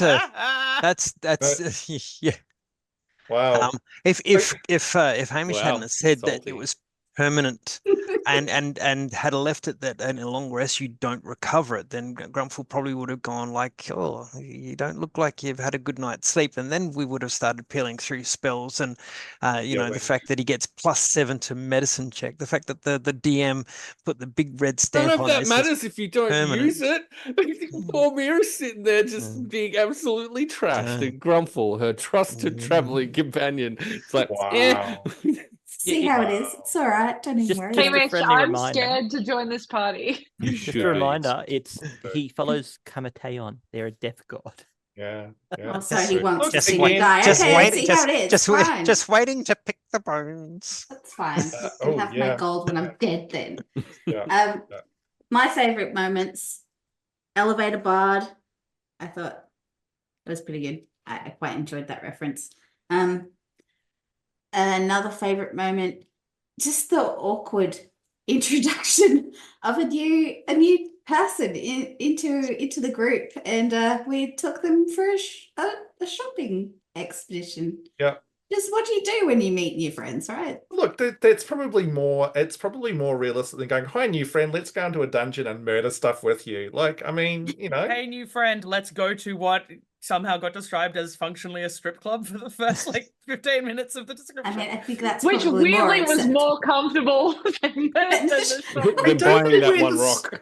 While we haggle badly come with from? someone. Like, what did I say that implied that people were going to get their kit off and I worked I there, know, but I man. only worked there at night after Yeah. I worked in hospitality all day, and people Look, that's you guys projecting some of your shit here, man. Like, No. It's a fucking Damn. book club when we You get there. mentioned poles and stiletto heels, and That's true. You did.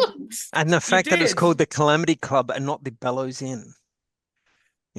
I didn't mention stiletto heels. Did I mention poles? Why would I have mentioned Yeah. Yeah. Yeah, you did. And I think that was You like, it was did. a combination of what you said, and we're all like, It's definitely a strip club. I'm going to have to go back I and wish listen to everyone that. could see Saz losing her shit Yeah. off the street. You're like this far away from saying the carpets are sticky. I mean, Oh, no. Oh, Oh no, Saz has Oh. lost it. Saz is gone. Wow. Cool. Okay. I need to Don't- look. don't- Happy affiliate anniversary, everyone. how many? Confetti. Enjoy your sticky carpets. Oh, uh, how many that's- subs are we away from the second second That's draw? a Wow. Great question. Well, we do have About the chat 20. giveaway that Uh, we will be doing oh. momentarily. Ooh, that's exciting. May I one more favorite if everyone's finished because it hasn't come up yet. Yep. It's a special shout out to someone in the chat. 50 Shades of Dark Vision. I thought that was Dark Vision. Chef's Kiss. Yeah. I think that was Brilliant. Cam. Also, Chef's Kiss is how aggressive Saz's all caps and the highlighted message about the giveaways. It's like, you all need to stop talking right Yeah, now. it's getting late. Do the fucking thing. Yes, Right. boss. Aye, Captain. You should Oh, see the dear. looks we're getting from behind the camera. Piglet has won. Congratulations. Hey! We will get your details Yay! off you shortly, and we'll go from a lovely ionized metal dice set, and our meeples and dragons. I'm tired. Roguestein. And the cup with some dice. Oh. Merry Stein Christmas. that will make you roguier than anyone in our party, because stealth is not a thing. Yeah. Couldn't have Unfortunately, gone we to a did- lovelier person. No, Unfortunately, we didn't Aw. quite meet the sub goal. We did get reasonably close. How far off were we? I believe we were off by 14. Oh, Yeah, something like we that. could have done that if we'd have known. We could have done a last push next time. It's hard not to interrupt with the RP. So Mm. yeah, but Yeah. well done. Thank you, chat, for stopping by. Absolutely. Do we have a raid target? I believe we do. Yeah. Do you want to talk it through, Emily? Because you are the one who's. I I'll think talk the it best through. person to talk it through is probably Promethean, who's going to be Promethean, there that's at true. 4 a.m. tomorrow Because morning. At approximately 4 a.m. in the morning, I will be joining them. Oh, fuck. Oh, for what wow, will man. be It's their ambitious. last game of their evening over in the UK. Raising some money for PCRF.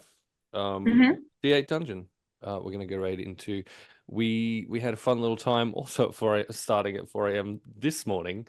Emily, myself, and Aaron from Let's Roll for Dragons as part of the opening PvP event for their weekend-long charity dungeon drive. Super The other fun. thing we need to add is that they're at $3,790 for PCRF. If they get to $4,000, I'm getting a tattoo. If they get to $5,000, I'm getting 2 tattoos. And if you hang out with Promethean, you can do that, or you can hang out with me at 6:30 a.m. on Tuesday morning, where I will be a part of a zombie alien one-shot thing that's gonna be weird. And just so that you're aware, both of those tattoos are of Promethean on Emily. And Yeah. they're not, They're not. but maybe Yeah. $7,000. Let's get there. Yeah, why not? One's is just his hair. The other one's is. The other one's is what, John? I don't know. I'm tired. Let's Couldn't Yeah. come that far. It is All right. fun. Let's raid out. Hey, thank you so much, everyone, for hanging out with us tonight. I really, and all of us, appreciate you choosing to spend your time with us. We'll see you in a fortnight, for which could be a truly interesting session as we plunge into the Calamity Club and see whether or not it is actually some sticky carpeted strip joint or if it's slightly more classy than that. Thank you very Bring your much. singles. Yeah. It's suddenly under new management. It's just copper pieces.